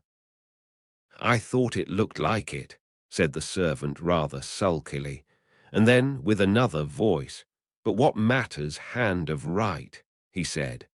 "I've seen him." "Seen him," repeated Mr. Utterson. "Well, that's it," said Poole. "It was this way. I came suddenly into the theatre from the garden. It seems he had slipped out to look for this drug or whatever it is, for the cabinet door was open, and there he was at the far end of the room digging among the crates. He looked up when I came in, gave a kind of cry, and whipped upstairs into the cabinet. It was but for 1 minute that I saw him, but the hair stood upon my head like quills. Sir, if that was my master, why had he a mask upon his face? If it was my master, why did he cry out like a rat and run from me? I have served him long enough. And then the man paused and passed his hand over his face. These are all very strange circumstances, said Mr. Utterson, but I think I begin to see daylight. Your master, Poole, is plainly seized with one of those maladies that both torture and deform the sufferer. Hence, for aught I know, the alteration of his voice. Hence the mask and the avoidance of his friends. Hence his eagerness to find this drug, by means of which the poor soul retains some hope of ultimate recovery. God grant that he be not deceived.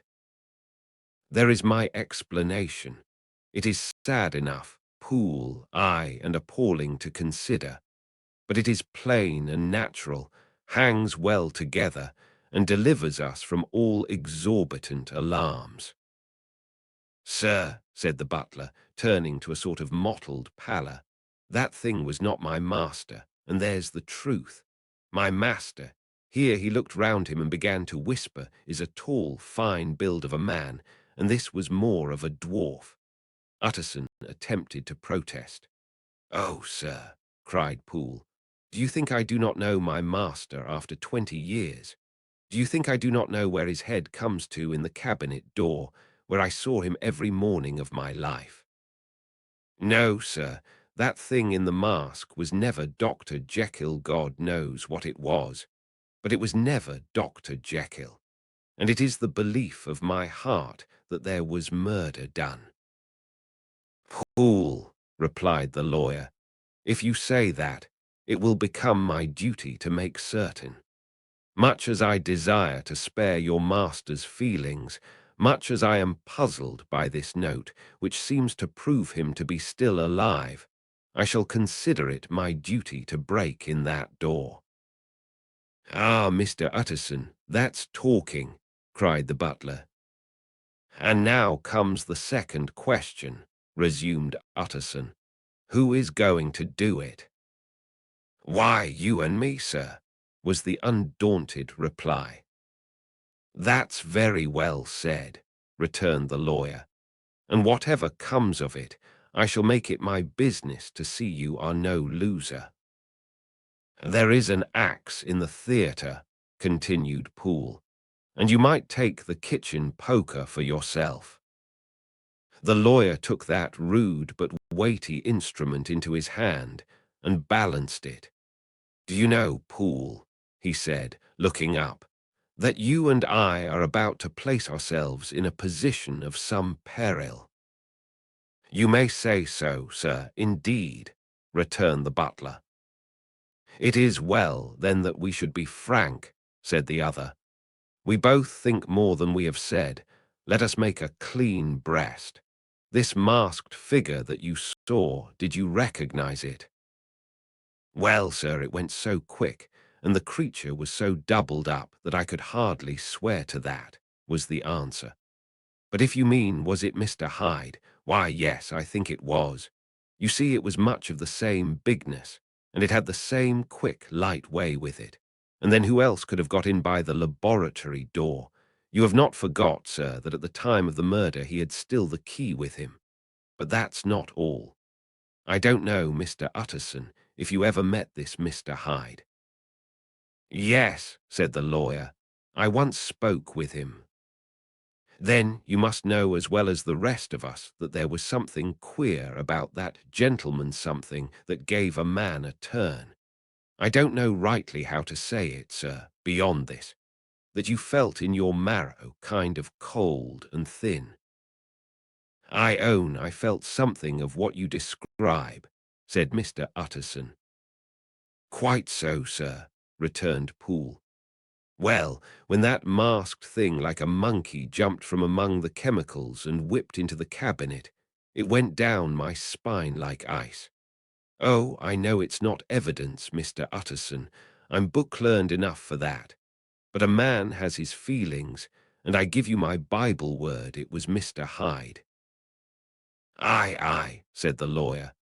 "My fears incline to the same point.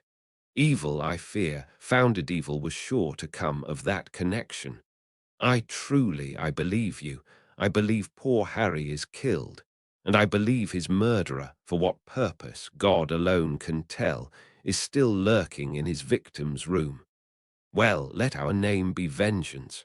Call Bradshaw." The footman came at the summons, very white and nervous. "Pull yourself together, Bradshaw," said the lawyer. "This suspense, I know, is telling upon all of you, but it is now our intention to make an end of it. Poole, here, and I are going to force our way into the cabinet. If all is well, my shoulders are broad enough to bear the blame. Meanwhile, lest anything should really be amiss, or any malefactor seek to escape by the back, you and the boy must go round the corner with a pair of good sticks and take your post at the laboratory door. We give you 10 minutes to get to your stations." As Bradshaw left, the lawyer looked at his watch. "And now, Poole, let us get to ours," he said, and taking the poker under his arm, led the way into the yard. The scud had banked over the moon, and it was now quite dark. The wind, which only broke in puffs and draughts into that deep well of building, tossed the light of the candle to and fro about their steps, until they came into the shelter of the theatre, where they sat down silently to wait. London hummed solemnly all around, but nearer at hand, the stillness was only broken by the sounds of a footfall moving to and fro along the cabinet floor. "So it will walk all day, sir," whispered Poole. "Aye, and the better part of the night. Only when a new sample comes from the chemist, there's a bit of a break. Ah, it's an ill conscience that's such an enemy to rest. Ah, sir, there's blood foully shed in every step of it. But hark again, a little closer put your heart in your ears, Mr. Utterson, and tell me, is that the doctor's foot?" The steps fell lightly and oddly, with a certain swing, for all they went so slowly. It was different indeed from the heavy, creaking tread of Henry Jekyll. Utterson sighed.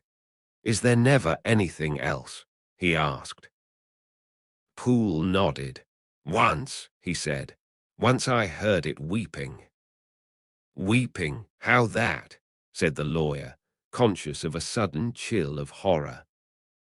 "Weeping like a woman or a lost soul," said the butler. "I came away with that upon my heart, that I could have wept too." But now the 10 minutes drew to an end. Poole disinterred the axe from under a stack of packing straw. The candle was set upon the nearest table to light them to the attack, and they drew near with bated breath to where that patient foot was still going up and down, in the quiet of the night. "Jekyll," cried Utterson with a loud voice, "I demand to see you."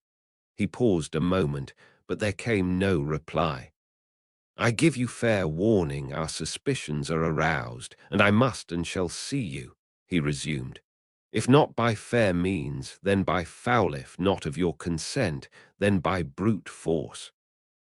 "Utterson," said the voice, "for God's sake have mercy." "Ah, that's not Jekyll's voice, it's Hyde's," cried Utterson. "Down with the door, Poole." Poole swung the axe over his shoulder.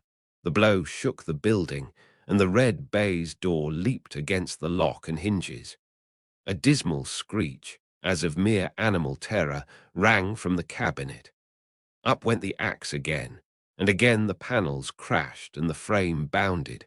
4 times the blow fell, but the wood was tough and the fittings were of excellent workmanship, and it was not until the 5th that the lock burst and the wreck of the door fell inwards on the carpet. The besiegers, appalled by their own riot and the stillness that had succeeded, stood back a little and peered in. There lay the cabinet before their eyes in the quiet lamplight, a good fire glowing and chattering on the hearth, the kettle singing its thin strain, a drawer or two open, papers neatly set forth on the business table, and nearer the fire, the things laid out for tea. The quietest room, you would have said, and but for the glazed presses full of chemicals, the most commonplace that night in London. Right in the middle, there lay the body of a man, sorely contorted and still twitching. They drew near on tiptoe, turned it on its back, and beheld the face of Edward Hyde. He was dressed in clothes far too large for him, clothes of the doctor's bigness. The cords of his face still moved with a semblance of life, but life was quite gone, and by the crushed file in the hand and the strong smell of kernels that hung upon the air, Utterson knew that he was looking on the body of a self-destroyer. "We have come too late," he said sternly, "whether to save or punish. Hyde is gone to his account, and it only remains for us to find the body of your master." The far greater proportion of the building was occupied by the theatre, which filled almost the whole ground story and was lighted from above, and by the cabinet, which formed an upper story at one end and looked upon the court. A corridor joined the theatre to the door on the by-street, and with this the cabinet communicated separately by a second flight of stairs. There were besides a few dark closets and a spacious cellar. All these they now thoroughly examined. Each closet needed but a glance, for all were empty, and all, by the dust that fell from their doors, had stood long unopened. The cellar, indeed, was filled with crazy lumber, mostly dating from the times of the surgeon who was Jekyll's predecessor. But even as they opened the door, they were advertised of the uselessness of further search by the fall of a perfect mat of cobweb which had for years sealed up the entrance. Nowhere was there any trace of Henry Jekyll, dead or alive. Poole stamped on the flags of the corridor. "He must be buried here," he said, hearkening to the sound. "Or he may have fled," said Utterson, and he turned to examine the door in the by-street. It was locked, and lying nearby on the flags they found the key, already stained with rust. "This does not look like use," observed the lawyer. "Use," echoed Poole. "Do you not see, sir, it is broken, much as if a man had stamped on it." "Aye," continued Utterson, "and the fractures, too, are rusty." The two men looked at each other with a scare. "This is beyond me, Poole," said the lawyer. "Let us go back to the cabinet." They mounted the stair in silence, and still with an occasional awestruck glance at the dead body, proceeded more thoroughly to examine the contents of the cabinet. At one table there were traces of chemical work, various measured heaps of some white salt being laid on glass saucers, as though for an experiment in which the unhappy man had been prevented. "That is the same drug that I was always bringing him," said Poole, and even as he spoke, the kettle with a startling noise boiled over. This brought them to the fireside, where the easy chair was drawn cosily up, and the tea things stood ready to the sitter's elbow, the very sugar in the cup. There were several books on a shelf. One lay beside the tea things open, and Utterson was amazed to find it a copy of a pious work, for which Jekyll had several times expressed a great esteem, annotated in his own hand with startling blasphemies. Next, in the course of their review of the chamber, the searchers came to the cheval glass, into whose depths they looked with an involuntary horror. But it was so turned as to show them nothing but the rosy glow playing on the roof, the fire sparkling in 100 repetitions along the glazed front of the presses, and their own pale and fearful countenances stooping to look in. "This glass has seen some strange things, sir," whispered Poole. "And surely none stranger than itself," echoed the lawyer in the same tones. For what did Jekyll? He caught himself up at the word with a start, and then conquering the weakness. What could Jekyll want with it? He said. "You may say that," said Poole. Next they turned to the business table. On the desk, among the neat array of papers, a large envelope was uppermost, and bore in the doctor's hand the name of Mr. Utterson. The lawyer unsealed it, and several enclosures fell to the floor. The first was a will, drawn in the same eccentric terms as the one which he had returned 6 months before, to serve as a testament in case of death, and as a deed of gift in case of disappearance. But in place of the name of Edward Hyde, the lawyer, with indescribable amazement, read the name of Gabriel John Utterson. He looked at Poole, and then back at the paper, and last of all at the dead malefactor stretched upon the carpet. "My head goes round," he said. "He has been all these days in possession. He had no cause to like me. He must have raged to see himself displaced, and he has not destroyed this document." He caught up the next paper. It was a brief note in the doctor's hand and dated at the top. "Oh, Poole," the lawyer cried. "He was alive and here this day. He cannot have been disposed of in so short a space. He must be still alive. He must have fled. And then, why fled? And how? And in that case, can we venture to declare this suicide? Oh, we must be careful. I foresee that we may yet involve your master in some dire catastrophe." "Why don't you read it, sir?" asked Poole. "Because I fear," replied the lawyer solemnly. "God grant I have no cause for it." And with that he brought the paper to his eyes and read as follows. "My dear Utterson, when this shall fall into your hands, I shall have disappeared. Under what circumstances I have not the penetration to foresee, but my instinct and all the circumstances of my nameless situation tell me that the end is sure and must be early. Go then, and first read the narrative which Lanyon warned me he was to place in your hands, and if you care to hear more, turn to the confession of your unworthy and unhappy friend, Henry Jekyll." "There was a third enclosure?" asked Utterson. "Here, sir," said Poole, and gave into his hands a considerable packet sealed in several places. The lawyer put it in his pocket. "I would say nothing of this paper. If your master has fled or is dead, we may at least save his credit. It is now 10. I must go home and read these documents in quiet, but I shall be back before midnight, when we shall send for the police." They went out, locking the door of the theatre behind them, and Utterson, once more leaving the servants gathered about the fire in the hall, trudged back to his office to read the 2 narratives in which this mystery was now to be explained.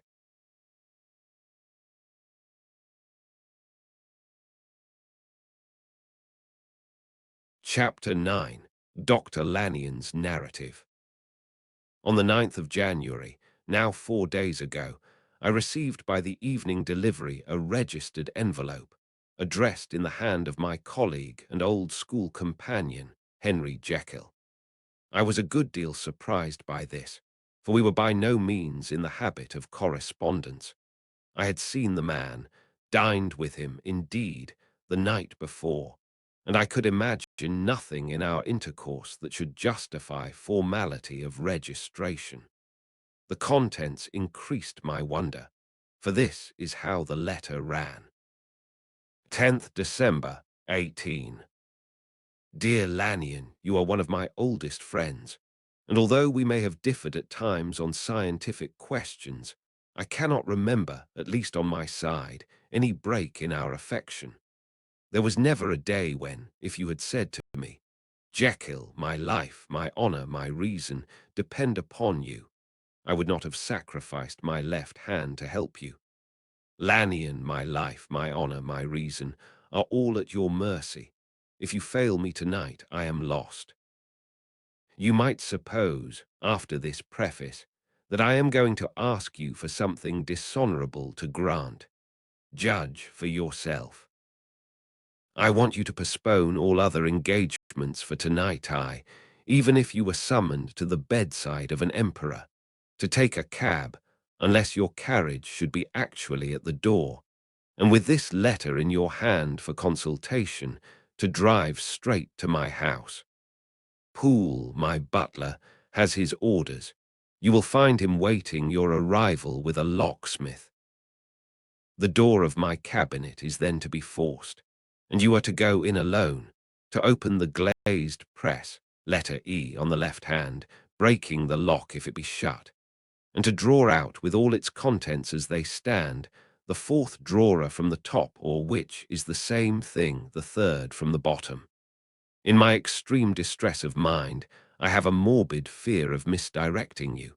But even if I am in error, you may know the right drawer by its contents, some powders, a file, and a paper book. This drawer I beg of you to carry back with you to Cavendish Square, exactly as it stands.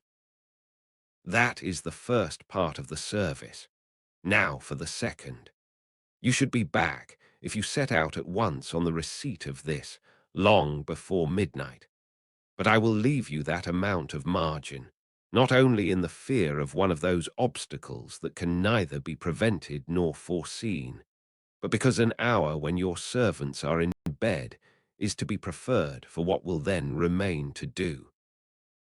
At midnight, then, I have to ask you to be alone in your consulting room, to admit with your own hand into the house a man who will present himself in my name, and to place in his hands the drawer that you will have brought with you from my cabinet. Then you will have played your part and earned my gratitude completely. 5 minutes afterwards, if you insist upon an explanation, you will have understood that these arrangements are of capital importance, and that by the neglect of one of them, fantastic as they must appear, you might have charged your conscience with my death or the shipwreck of my reason. Confident as I am that you will not trifle with this appeal, my heart sinks and my hand trembles at the bare thought of such a possibility. Think of me at this hour, in a strange place, laboring under a blackness of distress that no fancy can exaggerate, and yet well aware that, if you will but punctually serve me, my troubles will roll away like a story that is told. Serve me, my dear Lanyon, and save. Your friend, H.J. P.S. I had already sealed this up when a fresh terror struck upon my soul. It is possible that the post office may fail me, and this letter not come into your hands until tomorrow morning. In that case, dear Lanyon, do my errand when it shall be most convenient for you in the course of the day, and once more expect my messenger at midnight. It may then already be too late, and if that night passes without event, you will know that you have seen the last of Henry Jekyll. Upon the reading of this letter, I made sure my colleague was insane, but till that was proved beyond the possibility of doubt, I felt bound to do as he requested. The less I understood of this farrago, the less I was in a position to judge of its importance, and an appeal so worded could not be set aside without a grave responsibility. I rose accordingly from table, got into a hansom, and drove straight to Jekyll's house. The butler was awaiting my arrival. He had received by the same post as mine a registered letter of instruction, and had sent at once for a locksmith and a carpenter. The tradesmen came while we were yet speaking, and we moved in a body to old Dr. Denman's surgical theatre, from which, As you are doubtless aware, Jekyll's private cabinet is most conveniently entered. The door was very strong, the lock excellent. The carpenter avowed he would have great trouble and have to do much damage if force were to be used, and the locksmith was near despair. But this last was a handy fellow, and after 2 hours' work, the door stood open. The press marked E was unlocked, and I took out the drawer, had it filled up with straw and tied in a sheet, and returned with it to Cavendish Square. Here I proceeded to examine its contents. The powders were neatly enough made up, but not with the nicety of the dispensing chemist, so that it was plain they were of Jekyll's private manufacture. And when I opened one of the wrappers, I found what seemed to me a simple crystalline salt of a white color. The phial, to which I next turned my attention, might have been about half full of a blood-red liquor, which was highly pungent to the sense of smell, and seemed to me to contain phosphorus and some volatile ether. At the other ingredients, I could make no guess. The book was an ordinary version book, and contained little but a series of dates. These covered a period of many years, but I observed that the entries ceased nearly a year ago, and quite abruptly. Here and there a brief remark was appended to a date, usually no more than a single word. Double, occurring perhaps 6 times in a total of several hundred entries, and once very early in the list and followed by several marks of exclamation. Total failure.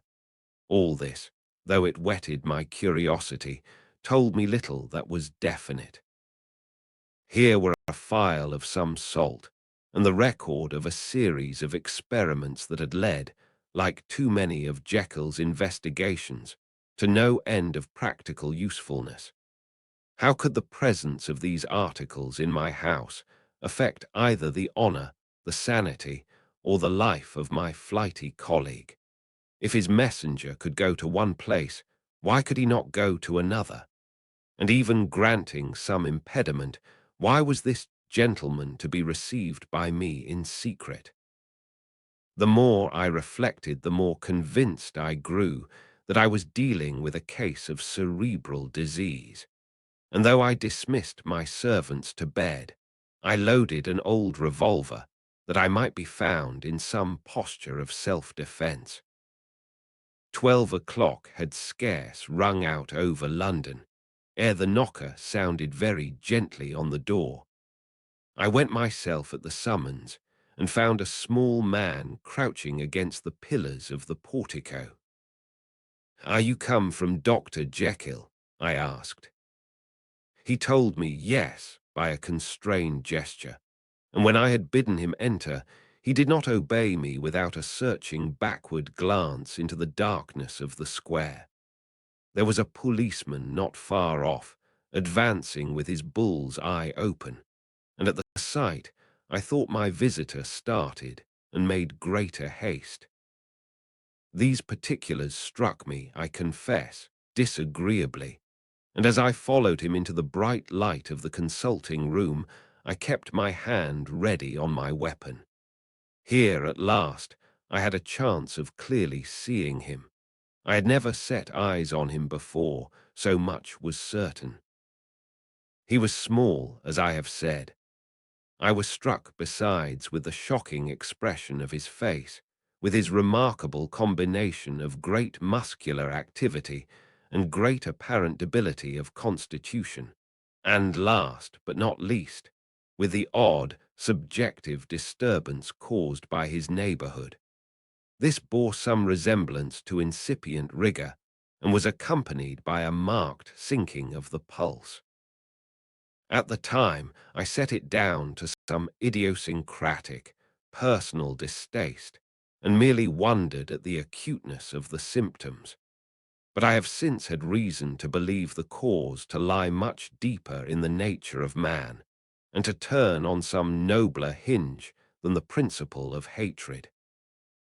This person, who had thus, from the first moment of his entrance, struck in me what I can only describe as a disgustful curiosity, was dressed in a fashion that would have made an ordinary person laughable.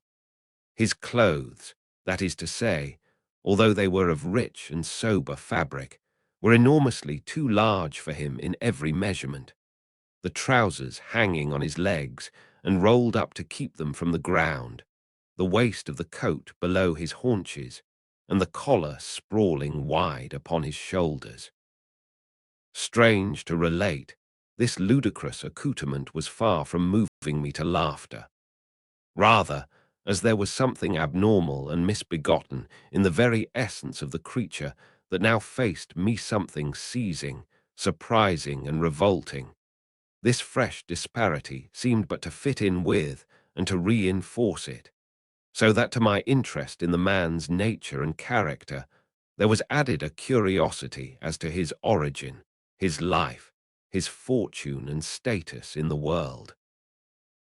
These observations, though they have taken so great a space to be set down in, were yet the work of a few seconds. My visitor was, indeed, on fire with sombre excitement. "Have you got it?" he cried. "Have you got it?"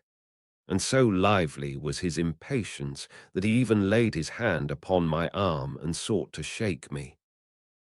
I put him back, conscious at his touch of a certain icy pang along my blood. "Come, sir," said I, "you forget that I have not yet the pleasure of your acquaintance. Be seated, if you please." And I showed him an example, and sat down myself in my customary seat, and with as fair an imitation of my ordinary manner to a patient, as the lateness of the hour, the nature of my preoccupations, and the horror I had of my visitor, would suffer me to muster. "I beg your pardon, Dr. Lanyon," he replied civilly enough. "What you say is very well founded, and my impatience has shown its heels to my politeness. I come here at the instance of your colleague, Dr. Henry Jekyll, on a piece of business of some moment, and I understood." He paused and put his hand to his throat, and I could see, in spite of his collected manner, that he was wrestling against the approaches of the hysteria I understood, a drawer. But here I took pity on my visitor's suspense, and some, perhaps, on my own growing curiosity. "There it is, sir," said I, pointing to the drawer, where it lay on the floor behind a table and still covered with the sheet. He sprang to it, and then paused and laid his hand upon his heart.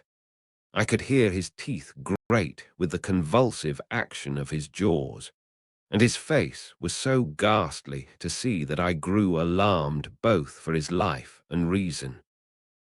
"Compose yourself," said I. He turned a dreadful smile to me, and as if with the decision of despair, plucked away the sheet. At sight of the contents, he uttered one loud sob of such immense relief that I sat petrified. And the next moment, in a voice that was already fairly well under control, "Have you a graduated glass?" he asked. I rose from my place with something of an effort and gave him what he asked. He thanked me with a smiling nod, measured out a few minims of the red tincture, and added one of the powders. The mixture, which was at first of a reddish hue, began, in proportion as the crystals melted, to brighten in colour, to effervesce audibly, and to throw off small fumes of vapour. Suddenly, and at the same moment, the ebullition ceased, and the compound changed to a dark purple, which faded again more slowly to a watery green. My visitor, who had watched these metamorphoses with a keen eye, smiled, set down the glass upon the table, and then turned and looked upon me with an air of scrutiny. "And now," said he, "to settle what remains. Will you be wise? Will you be guided? Will you suffer me to take this glass in my hand and to go forth from your house without further parley? Or has the greed of curiosity too much command of you? Think before you answer, for it shall be done as you decide. As you decide, you shall be left as you were before, and neither richer nor wiser, unless the sense of service rendered to a man in mortal distress may be counted as a kind of riches of the soul. Or, if you shall so prefer to choose, a new province of knowledge and new avenues to fame and power shall be laid open to you, here in this room, upon the instant, and your sight shall be blasted by a prodigy to stagger the unbelief of Satan. Sir, said I, affecting a coolness that I was far from truly possessing, you speak enigmas, and you will perhaps not wonder that I hear you with no very strong impression of belief. But I have gone too far in the way of inexplicable services to pause before I see the end. It is well, replied my visitor. Lanyon, you remember your vows. What follows is under the seal of our profession. And now, you who have so long been bound to the most narrow and material views, you who have denied the virtue of transcendental medicine, you who have derided your superiors, behold. He put the glass to his lips and drank at one gulp. A cry followed. He reeled, staggered, clutched at the table and held on, staring with injected eyes, gasping with open mouth. And as I looked there came, I thought, a change. He seemed to swell. His face became suddenly black, and the features seemed to melt and alter, and the next moment I had sprung to my feet and leaped back against the wall, my arms raised to shield me from that prodigy, my mind submerged in terror. "Oh God!" I screamed, and "Oh God!" again and again. For there before my eyes, pale and shaken and half fainting, and groping before him with his hands, like a man restored from death, there stood Henry Jekyll. What he told me in the next hour I cannot bring my mind to set on paper. I saw what I saw, I heard what I heard, and my soul sickened at it. And yet now, when that sight has faded from my eyes, I ask myself if I believe it, and I cannot answer. My life is shaken to its roots. Sleep has left me. The deadliest terror sits by me at all hours of the day and night, and I feel that my days are numbered and that I must die, and yet I shall die incredulous. As for the moral turpitude that man unveiled to me, even with tears of penitence, I cannot, even in memory, dwell on it without a start of horror. I will say but one thing, Utterson, and that, if you can bring your mind to credit it, will be more than enough. The creature who crept into my house that night was, on Jekyll's own confession, known by the name of Hyde and hunted for in every corner of the land as the murderer of Carew. Hasty Lanyon.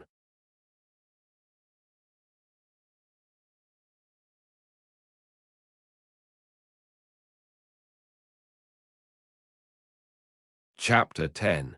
Henry Jekyll's full statement of the case. I was born in the year 18 to a large fortune, endowed besides with excellent parts, inclined by nature to industry, fond of the respect of the wise and good among my fellow-men, and thus, as might have been supposed, with every guarantee of an honorable and distinguished future.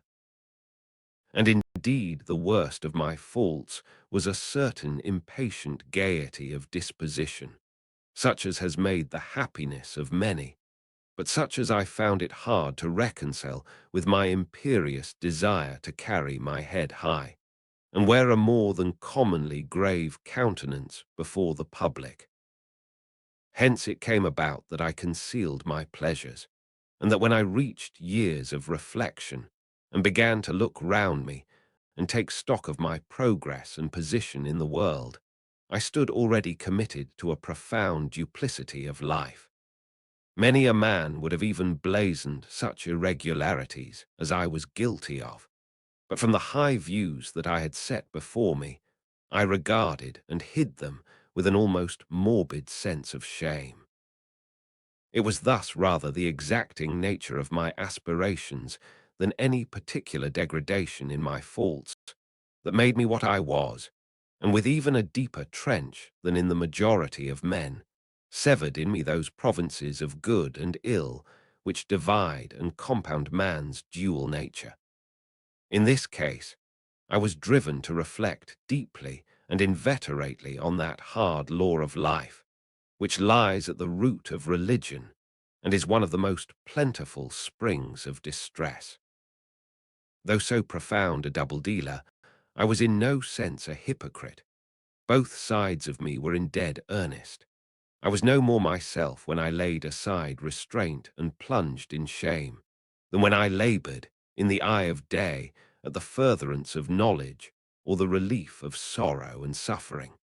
And it chanced that the direction of my scientific studies, which led wholly towards the mystic and the transcendental, reacted and shed a strong light on this consciousness of the perennial war among my members.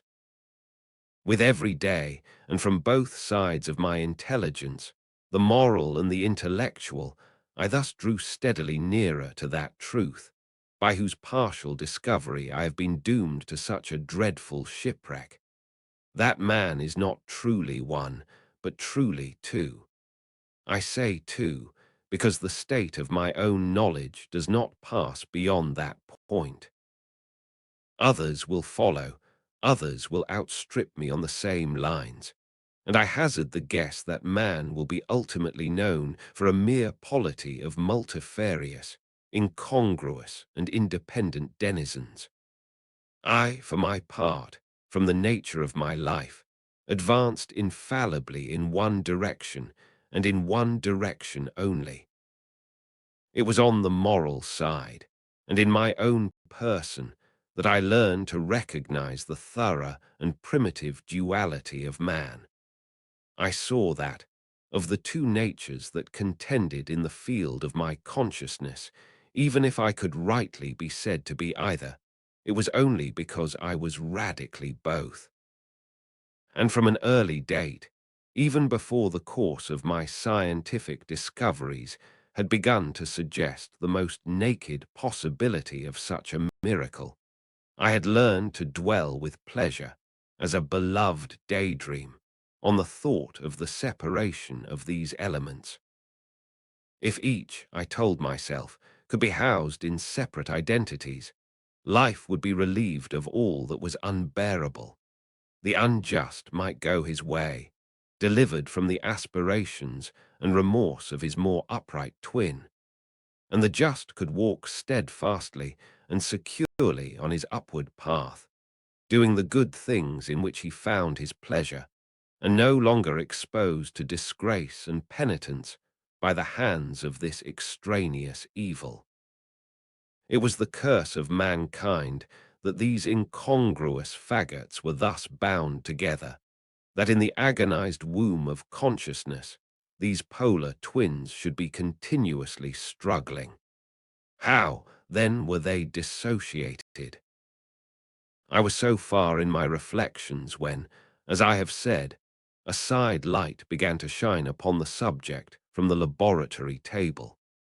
I began to perceive more deeply than it has ever yet been stated, the trembling immateriality, the mist-like transience of this seemingly so solid body in which we walk attired. Certain agents I found to have the power to shake and pluck back that fleshly vestment, even as a wind might toss the curtains of a pavilion.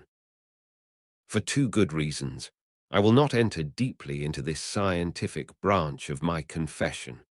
First, because I have been made to learn that the doom and burthen of our life is bound forever on man's shoulders, and when the attempt is made to cast it off, it but returns upon us with more unfamiliar and more awful pressure. Second, because, as my narrative will make, alas, too evident, my discoveries were incomplete. Enough, then, that I not only recognized my natural body from the mere aura and effulgence of certain of the powers that made up my spirit, but managed to compound a drug by which these powers should be dethroned from their supremacy, and a second form and countenance substituted, none the less natural to me because they were the expression and bore the stamp of lower elements in my soul. I hesitated long before I put this theory to the test of practice.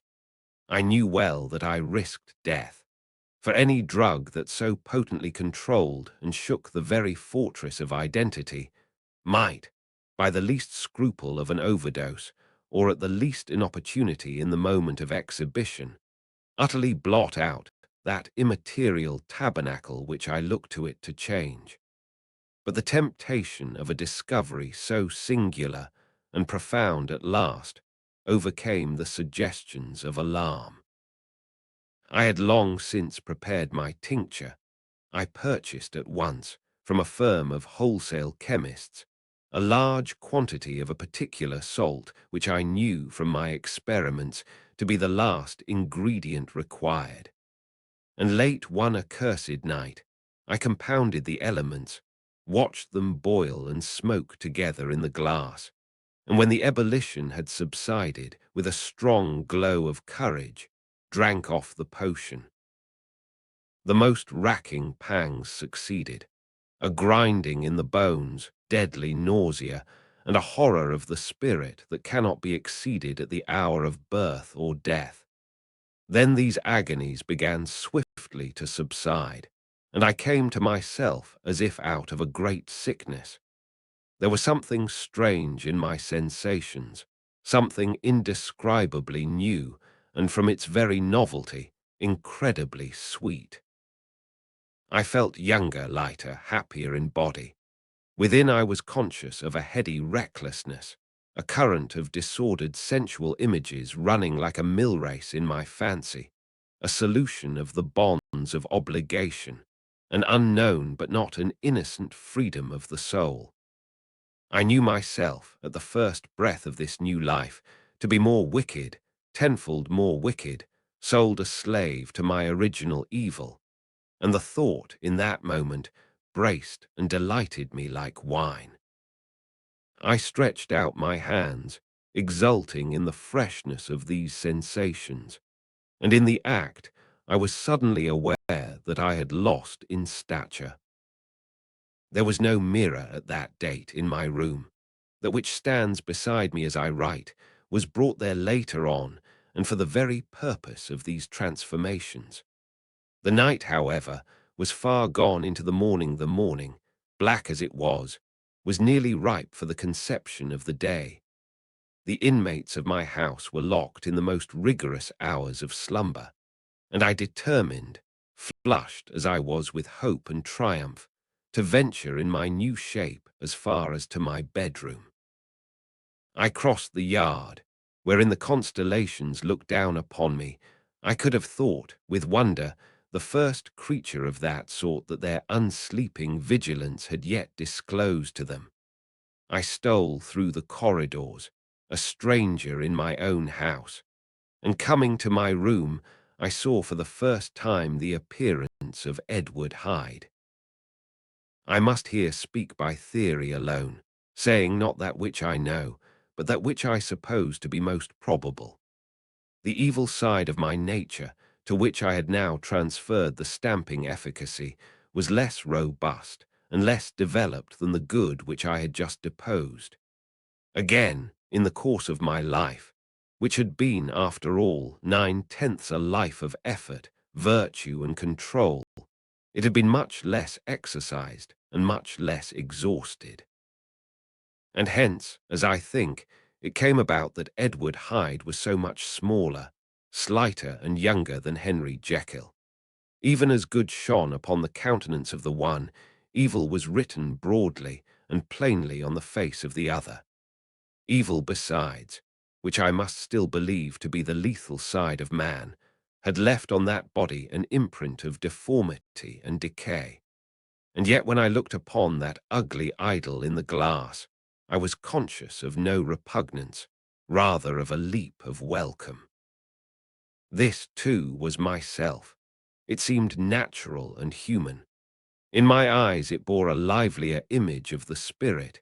It seemed more express and single than the imperfect and divided countenance I had been hitherto accustomed to call mine. And in so far I was doubtless right.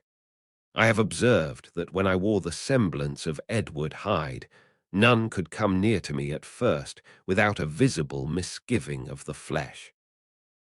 This, as I take it, was because all human beings, as we meet them, are commingled out of good and evil, and Edward Hyde, alone in the ranks of mankind, was pure evil.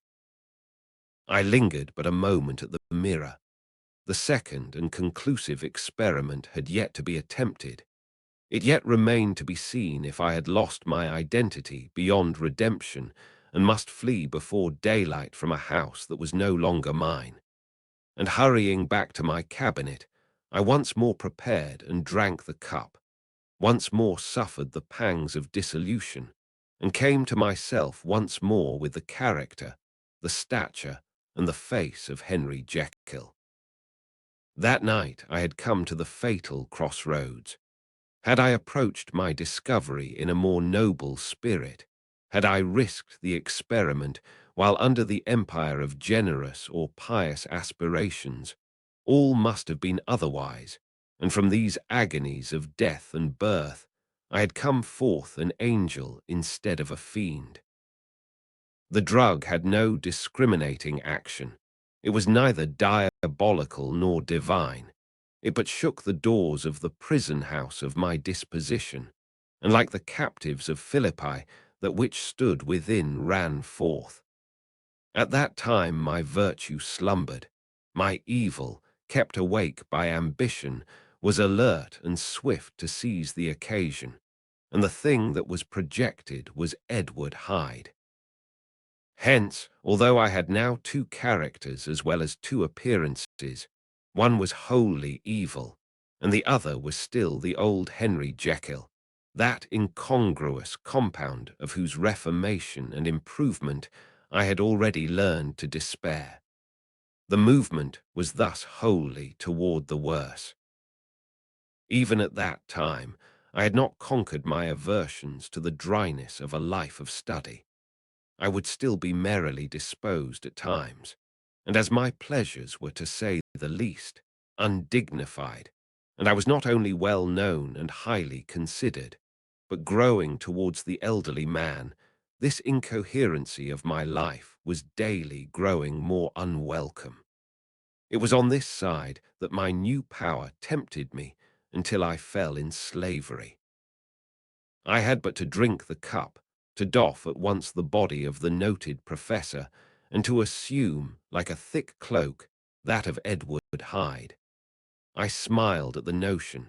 It seemed to me at the time to be humorous, and I made my preparations with the most studious care.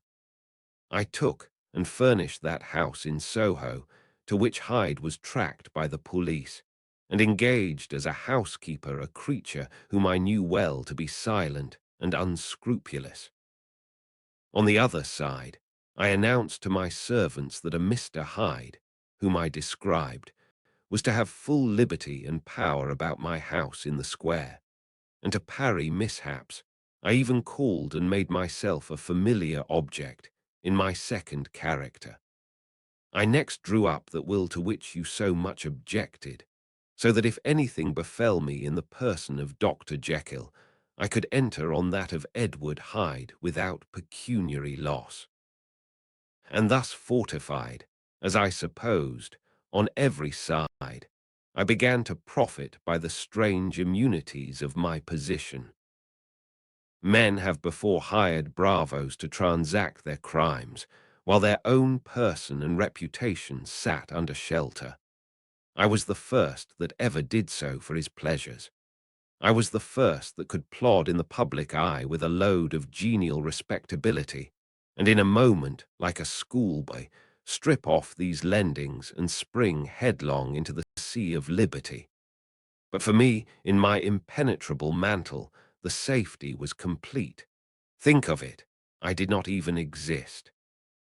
Let me but escape into my laboratory door, Give me but a second or two to mix and swallow the draught that I had always standing ready. And whatever he had done, Edward Hyde would pass away like the stain of breath upon a mirror, and there in his stead, quietly at home, trimming the midnight lamp in his study, a man who could afford to laugh at suspicion would be Henry Jekyll. The pleasures which I made haste to seek in my disguise were, as I have said, undignified. I would scarce use a harder term. But in the hands of Edward Hyde, they soon began to turn toward the monstrous. When I would come back from these excursions, I was often plunged into a kind of wonder at my vicarious depravity. This familiar that I called out of my own soul and sent forth alone to do his good pleasure was a being inherently malign and villainous, his every act and thought centered on self, drinking pleasure with bestial avidity from any degree of torture to another, relentless like a man of stone. Henry Jekyll stood at times aghast before the acts of Edward Hyde, but the situation was apart from ordinary laws and insidiously relaxed the grasp of conscience. It was Hyde, after all, and Hyde alone, that was guilty. Jekyll was no worse. He woke again to his good qualities seemingly unimpaired. He would even make haste, where it was possible, to undo the evil done by Hyde, and thus his conscience slumbered. Into the details of the infamy at which I thus connived, for even now I can scarce grant that I committed it, I have no design of entering. I mean but to point out the warnings and the successive steps with which my chastisement approached. I met with one accident which, as it brought on no consequence, I shall no more than mention. An act of cruelty to a child aroused against me the anger of a passer-by, whom I recognized the other day in the person of your kinsman. The doctor and the child's family joined him. There were moments when I feared for my life, and at last, in order to pacify their too just resentment, Edward Hyde had to bring them to the door and pay them in a cheque drawn in the name of Henry Jekyll. But this danger was easily eliminated from the future by opening an account at another bank in the name of Edward Hyde himself. And when, by sloping my own hand backward, I had supplied my double with a signature, I thought I sat beyond the reach of fate. Some 2 months before the murder of Sir Danvers, I had been out for one of my adventures, had returned at a late hour, and woke the next day in bed with somewhat odd sensations. It was in vain I looked about me. In vain I saw the decent furniture and tall proportions of my room in the square.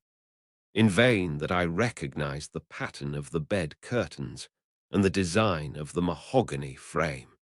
Something still kept insisting that I was not where I was, that I had not wakened where I seemed to be, but in the little room in Soho where I was accustomed to sleep in the body of Edward Hyde. I smiled to myself, and in my psychological way began lazily to inquire into the elements of this illusion, occasionally, even as I did so, dropping back into a comfortable morning doze. I was still so engaged when, in one of my more wakeful moments, my eyes fell upon my hand. Now the hand of Henry Jekyll, as you have often remarked, was professional in shape and size. It was large, firm, white, and comely. But the hand which I now saw, clearly enough, in the yellow light of a mid-London morning, lying half shut on the bedclothes, was lean, corded, knuckly, of a dusky pallor, and thickly shaded with a swart growth of hair. It was the hand of Edward Hyde. I must have stared upon it for near half a minute, sunk as I was in the mere stupidity of wonder, before terror woke up in my breast as sudden and startling as the crash of cymbals, and bounding from my bed I rushed to the mirror. At the sight that met my eyes, my blood was changed into something exquisitely thin and icy. Yes, I had gone to bed Henry Jekyll. I had awakened Edward Hyde. How was this to be explained? I asked myself. And then, with another bound of terror, how was it to be remedied? It was well on in the morning. The servants were up. All my drugs were in the cabinet, a long journey down 2 pairs of stairs, through the back passage, across the open court, and through the anatomical theatre, from where I was then standing horror-struck. It might indeed be possible to cover my face, but of what use was that, when I was unable to conceal the alteration in my stature? And then, with an overpowering sweetness of relief, it came back upon my mind that the servants were already used to the coming and going of my second self. I had soon dressed, as well as I was able, in clothes of my own size, had soon passed through the house, where Bradshaw stared and drew back at seeing Mr. Hyde at such an hour and in such a strange array. And 10 minutes later, Dr. Jekyll had returned to his own shape and was sitting down, with a darkened brow, to make a feint of breakfasting. Small indeed was my appetite. This inexplicable incident, this reversal of my previous experience, seemed, like the Babylonian finger on the wall, to be spelling out the letters of my judgment, and I began to reflect more seriously than ever before on the issues and possibilities of my double existence. That part of me which I had the power of projecting had lately been much exercised and nourished. It had seemed to me of late as though the body of Edward Hyde had grown in stature, as though, when I wore that form, I were conscious of a more generous tide of blood. And I began to spy a danger that, if this were much prolonged, the balance of my nature might be permanently overthrown, the power of voluntary change be forfeited, and the character of Edward Hyde become irrevocably mine. The power of the drug had not been always equally displayed. Once, very early in my career, it had totally failed me. Since then I had been obliged on more than one occasion to double, and once, with infinite risk of death, to treble the amount. And these rare uncertainties had cast hitherto the sole shadow on my contentment. Now, however, and in the light of that morning's accident, I was led to remark that whereas, in the beginning, the difficulty had been to throw off the body of Jekyll, it had of late gradually but decidedly transferred itself to the other side. All things therefore seemed to point to this, that I was slowly losing hold of my original and better self, and becoming slowly incorporated with my second and worse. Between these two, I now felt I had to choose. My two natures had memory in common, but all other faculties were most unequally shared between them. Jekyll, who was composite, now with the most sensitive apprehensions, now with a greedy gusto, projected and shared in the pleasures and adventures of Hyde. But Hyde was indifferent to Jekyll, or but remembered him as the mountain bandit remembers the cavern in which he conceals himself from pursuit. Jekyll had more than a father's interest. Hyde had more than a son's indifference. To cast in my lot with Jekyll was to die to those appetites which I had long secretly indulged and had of late begun to pamper. To cast it in with Hyde was to die to 1,000 interests and aspirations, and to become, at a blow and forever, despised and friendless. The bargain might appear unequal, but there was still another consideration in the scales, for while Jekyll would suffer smartingly in the fires of abstinence, Hyde would be not even conscious of all that he had lost. Strange as my circumstances were, the terms of this debate are as old and commonplace as man. Much the same inducements and alarms cast the die for any tempted and trembling sinner, and it fell out with me, as it falls with so vast a majority of my fellows, that I chose the better part, and was found wanting in the strength to keep to it. Yes, I preferred the elderly and discontented doctor, surrounded by friends and cherishing honest hopes, and bade a resolute farewell to the liberty, the comparative youth, the light step, leaping impulses and secret pleasures that I had enjoyed in the disguise of Hyde. I made this choice perhaps with some unconscious reservation, for I neither gave up the house in Soho nor destroyed the clothes of Edward Hyde, which still lay ready in my cabinet. For 2 months, however, I was true to my determination.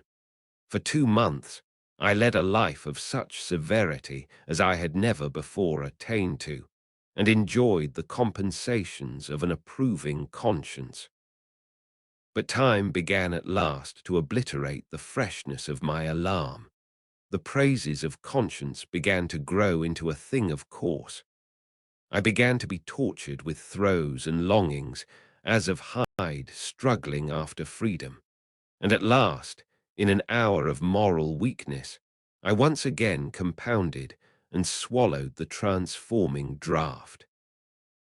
I do not suppose that, when a drunkard reasons with himself upon his vice, he is once out of 500 times affected by the dangers that he runs through his brutish physical insensibility. Neither had I, long as I had considered my position, made enough allowance for the complete moral insensibility and insensate readiness to evil, which were the leading characters of Edward Hyde. Yet it was by these that I was punished. My devil had been long caged. He came out roaring. I was conscious, even when I took the draught, of a more unbridled, a more furious propensity to ill.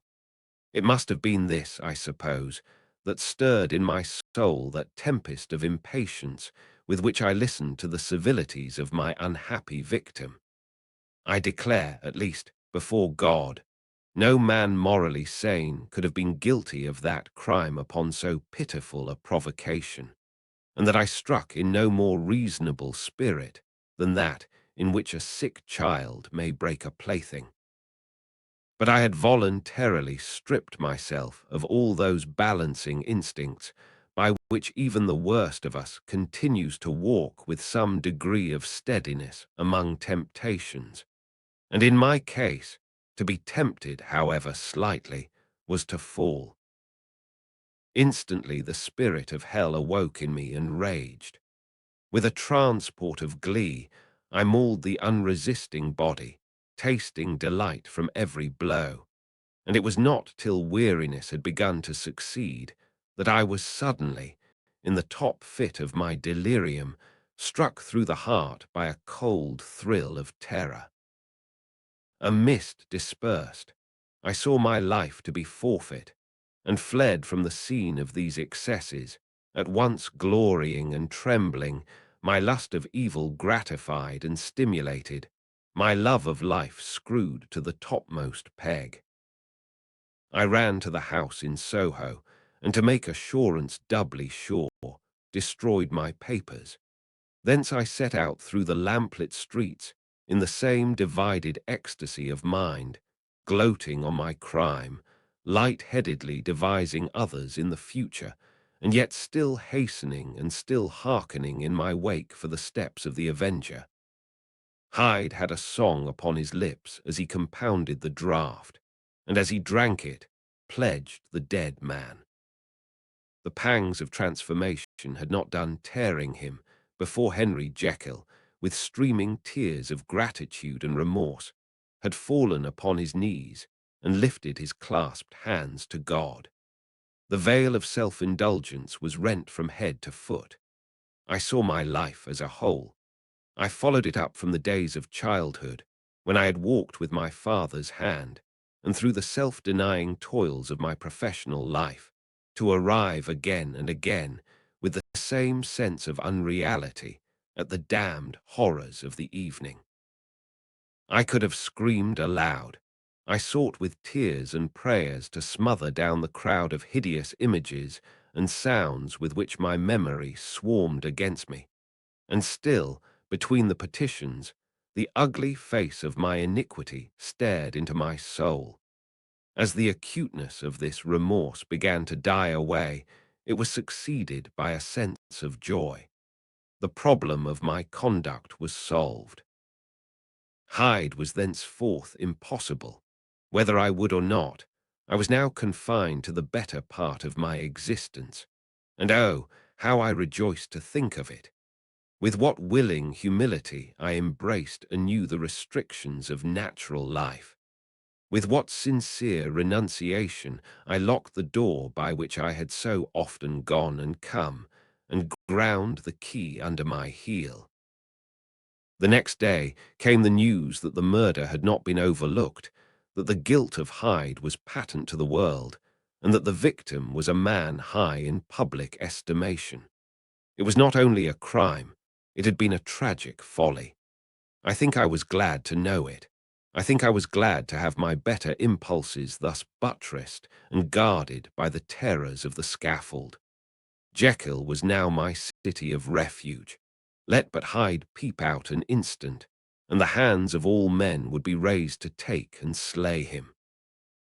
I resolved in my future conduct to redeem the past, and I can say with honesty that my resolve was fruitful of some good. You know yourself how earnestly, in the last months of the last year, I labored to relieve suffering. You know that much was done for others, and that the days passed quietly, almost happily for myself. Nor can I truly say that I wearied of this beneficent and innocent life. I think instead that I daily enjoyed it more completely, but I was still cursed with my duality of purpose. And as the first edge of my penitence wore off, the lower side of me, so long indulged, so recently chained down, began to growl for license. Not that I dreamed of resuscitating Hyde. The bare idea of that would startle me to frenzy. No, it was in my own person that I was once more tempted to trifle with my conscience, and it was as an ordinary secret sinner that I at last fell before the assaults of temptation. There comes an end to all things. The most capacious measure is filled at last, and this brief condescension to my evil finally destroyed the balance of my soul. And yet I was not alarmed. The fall seemed natural, like a return to the old days before I had made my discovery.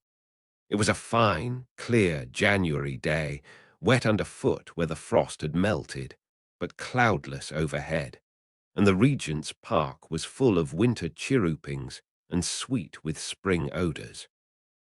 I sat in the sun on a bench, the animal within me licking the chops of memory, the spiritual side a little drowsed, promising subsequent penitence, but not yet moved to begin.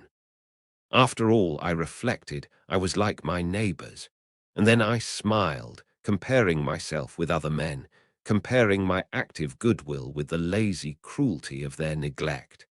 And at the very moment of that vainglorious thought, a qualm came over me, a horrid nausea and the most deadly shuddering.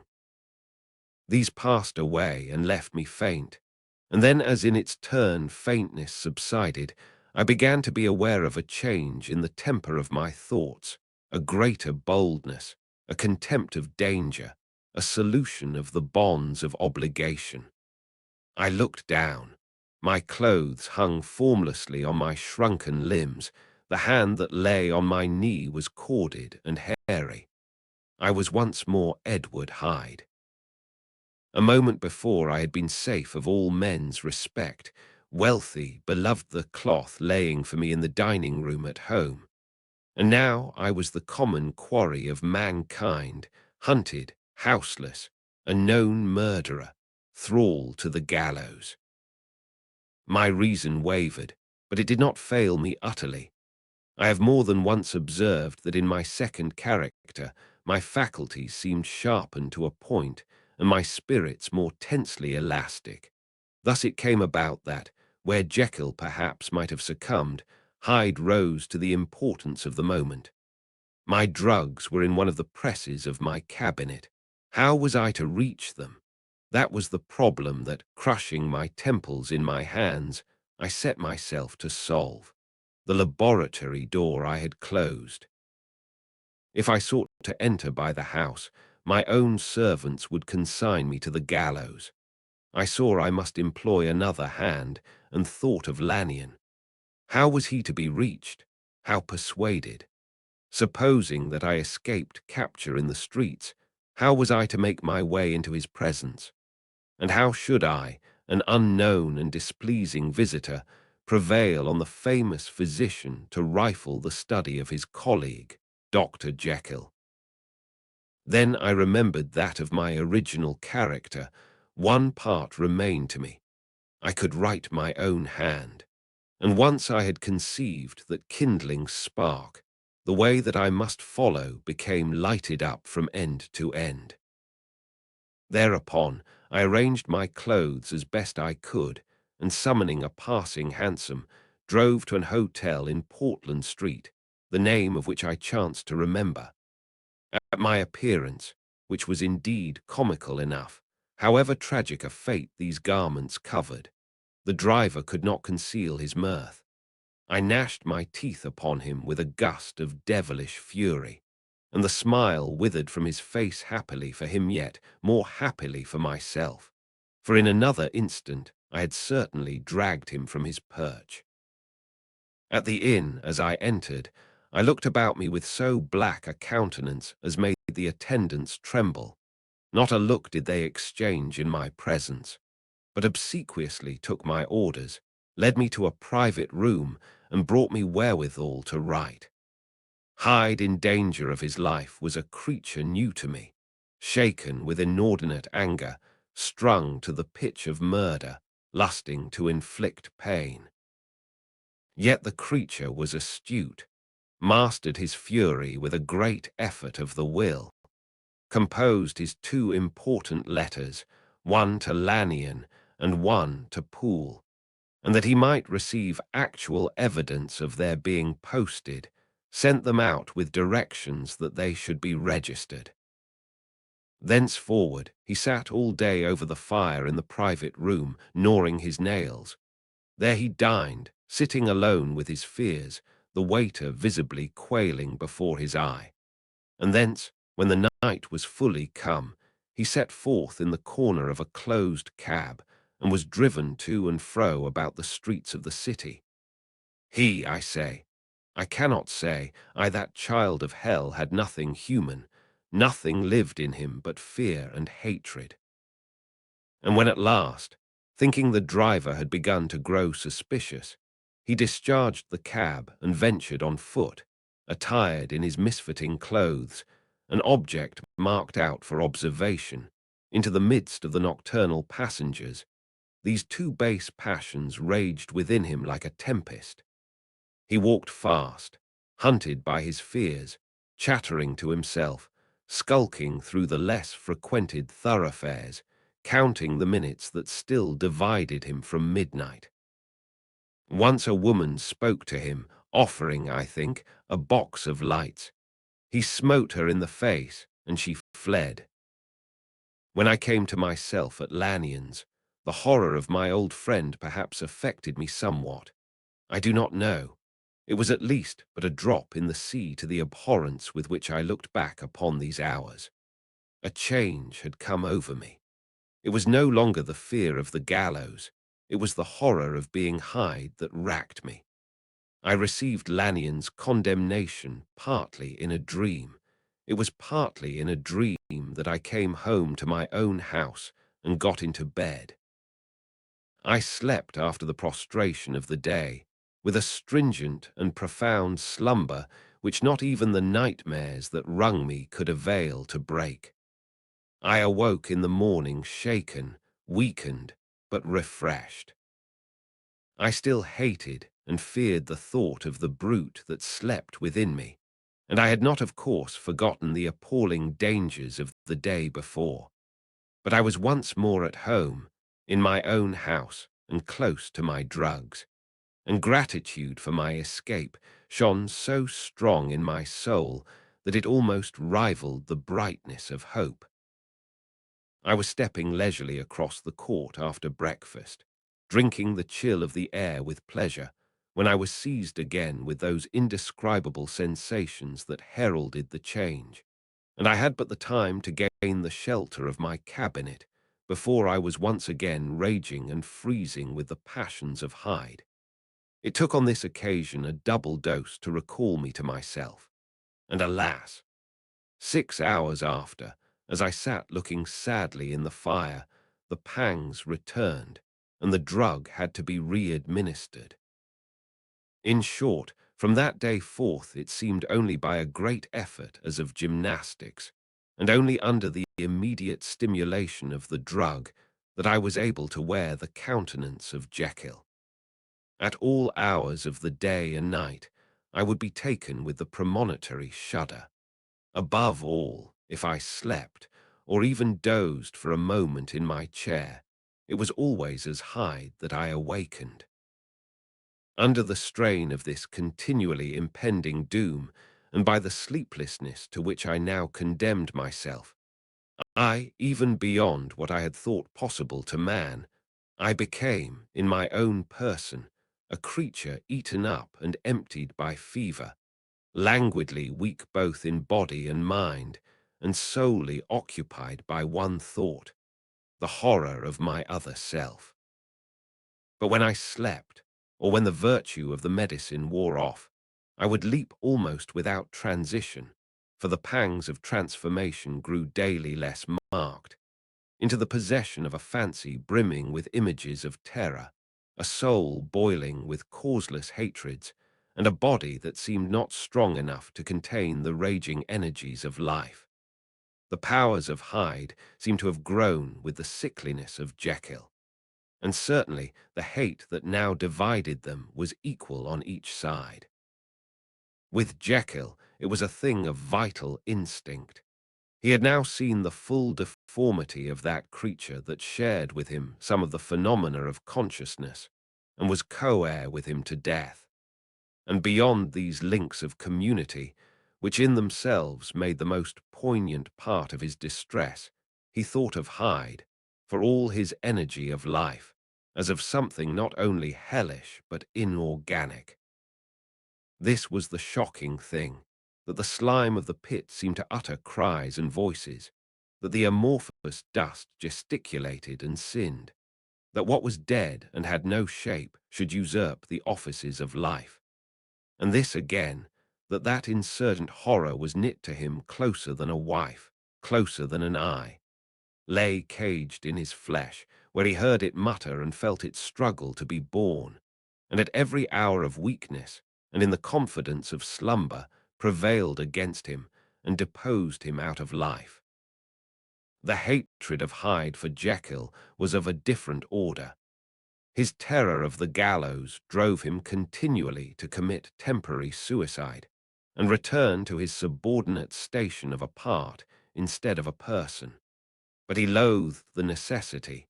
He loathed the despondency into which Jekyll was now fallen, and he resented the dislike with which he was himself regarded. Hence the ape-like tricks that he would play me, scrawling in my own hand blasphemies on the pages of my books, burning the letters, and destroying the portrait of my father. And indeed, had it not been for his fear of death, he would long ago have ruined himself in order to involve me in the ruin. But his love of life is wonderful. I go further. I, who sicken and freeze at the mere thought of him, when I recall the abjection and passion of this attachment, and when I know how he fears my power to cut him off by suicide, I find it in my heart to pity him. It is useless, and the time awfully fails me to prolong this description. No one has ever suffered such torments, let that suffice. And yet even to these, Habit brought not alleviation, but a certain callousness of soul, a certain acquiescence of despair, and my punishment might have gone on for years, but for the last calamity which has now fallen, and which has finally severed me from my own face and nature. My provision of the salt, which had never been renewed since the date of the first experiment, began to run low. I sent out for a fresh supply and mixed the draught. The ebullition followed, and the first change of colour, not the second. I drank it, and it was without efficiency. You will learn from Poole how I have had London ransacked. It was in vain, and I am now persuaded that my first supply was impure, and that it was that unknown impurity which lent efficacy to the draught. About a week has passed, and I am now finishing this statement under the influence of the last of the old powders. This, then, is the last time, short of a miracle, that Henry Jekyll can think his own thoughts or see his own face, now how sadly altered, in the glass. Nor must I delay too long to bring my writing to an end, for if my narrative has hitherto escaped destruction, it has been by a combination of great prudence and great good luck. Should the throes of change take me in the act of writing it, Hyde will tear it in pieces. But if some time shall have elapsed after I have laid it by, his wonderful selfishness and circumscription to the moment will probably save it once again from the action of his ape-like spite. And indeed the doom that is closing on us both has already changed and crushed him. Half an hour from now, when I shall again and forever re-endue that hated personality, I know how I shall sit shuddering and weeping in my chair, or continue, with the most strained and fear-struck ecstasy of listening, to pace up and down this room, my last earthly refuge, and give ear to every sound of menace. Will Hyde die upon the scaffold, or will he find courage to release himself at the last moment? God knows I am careless.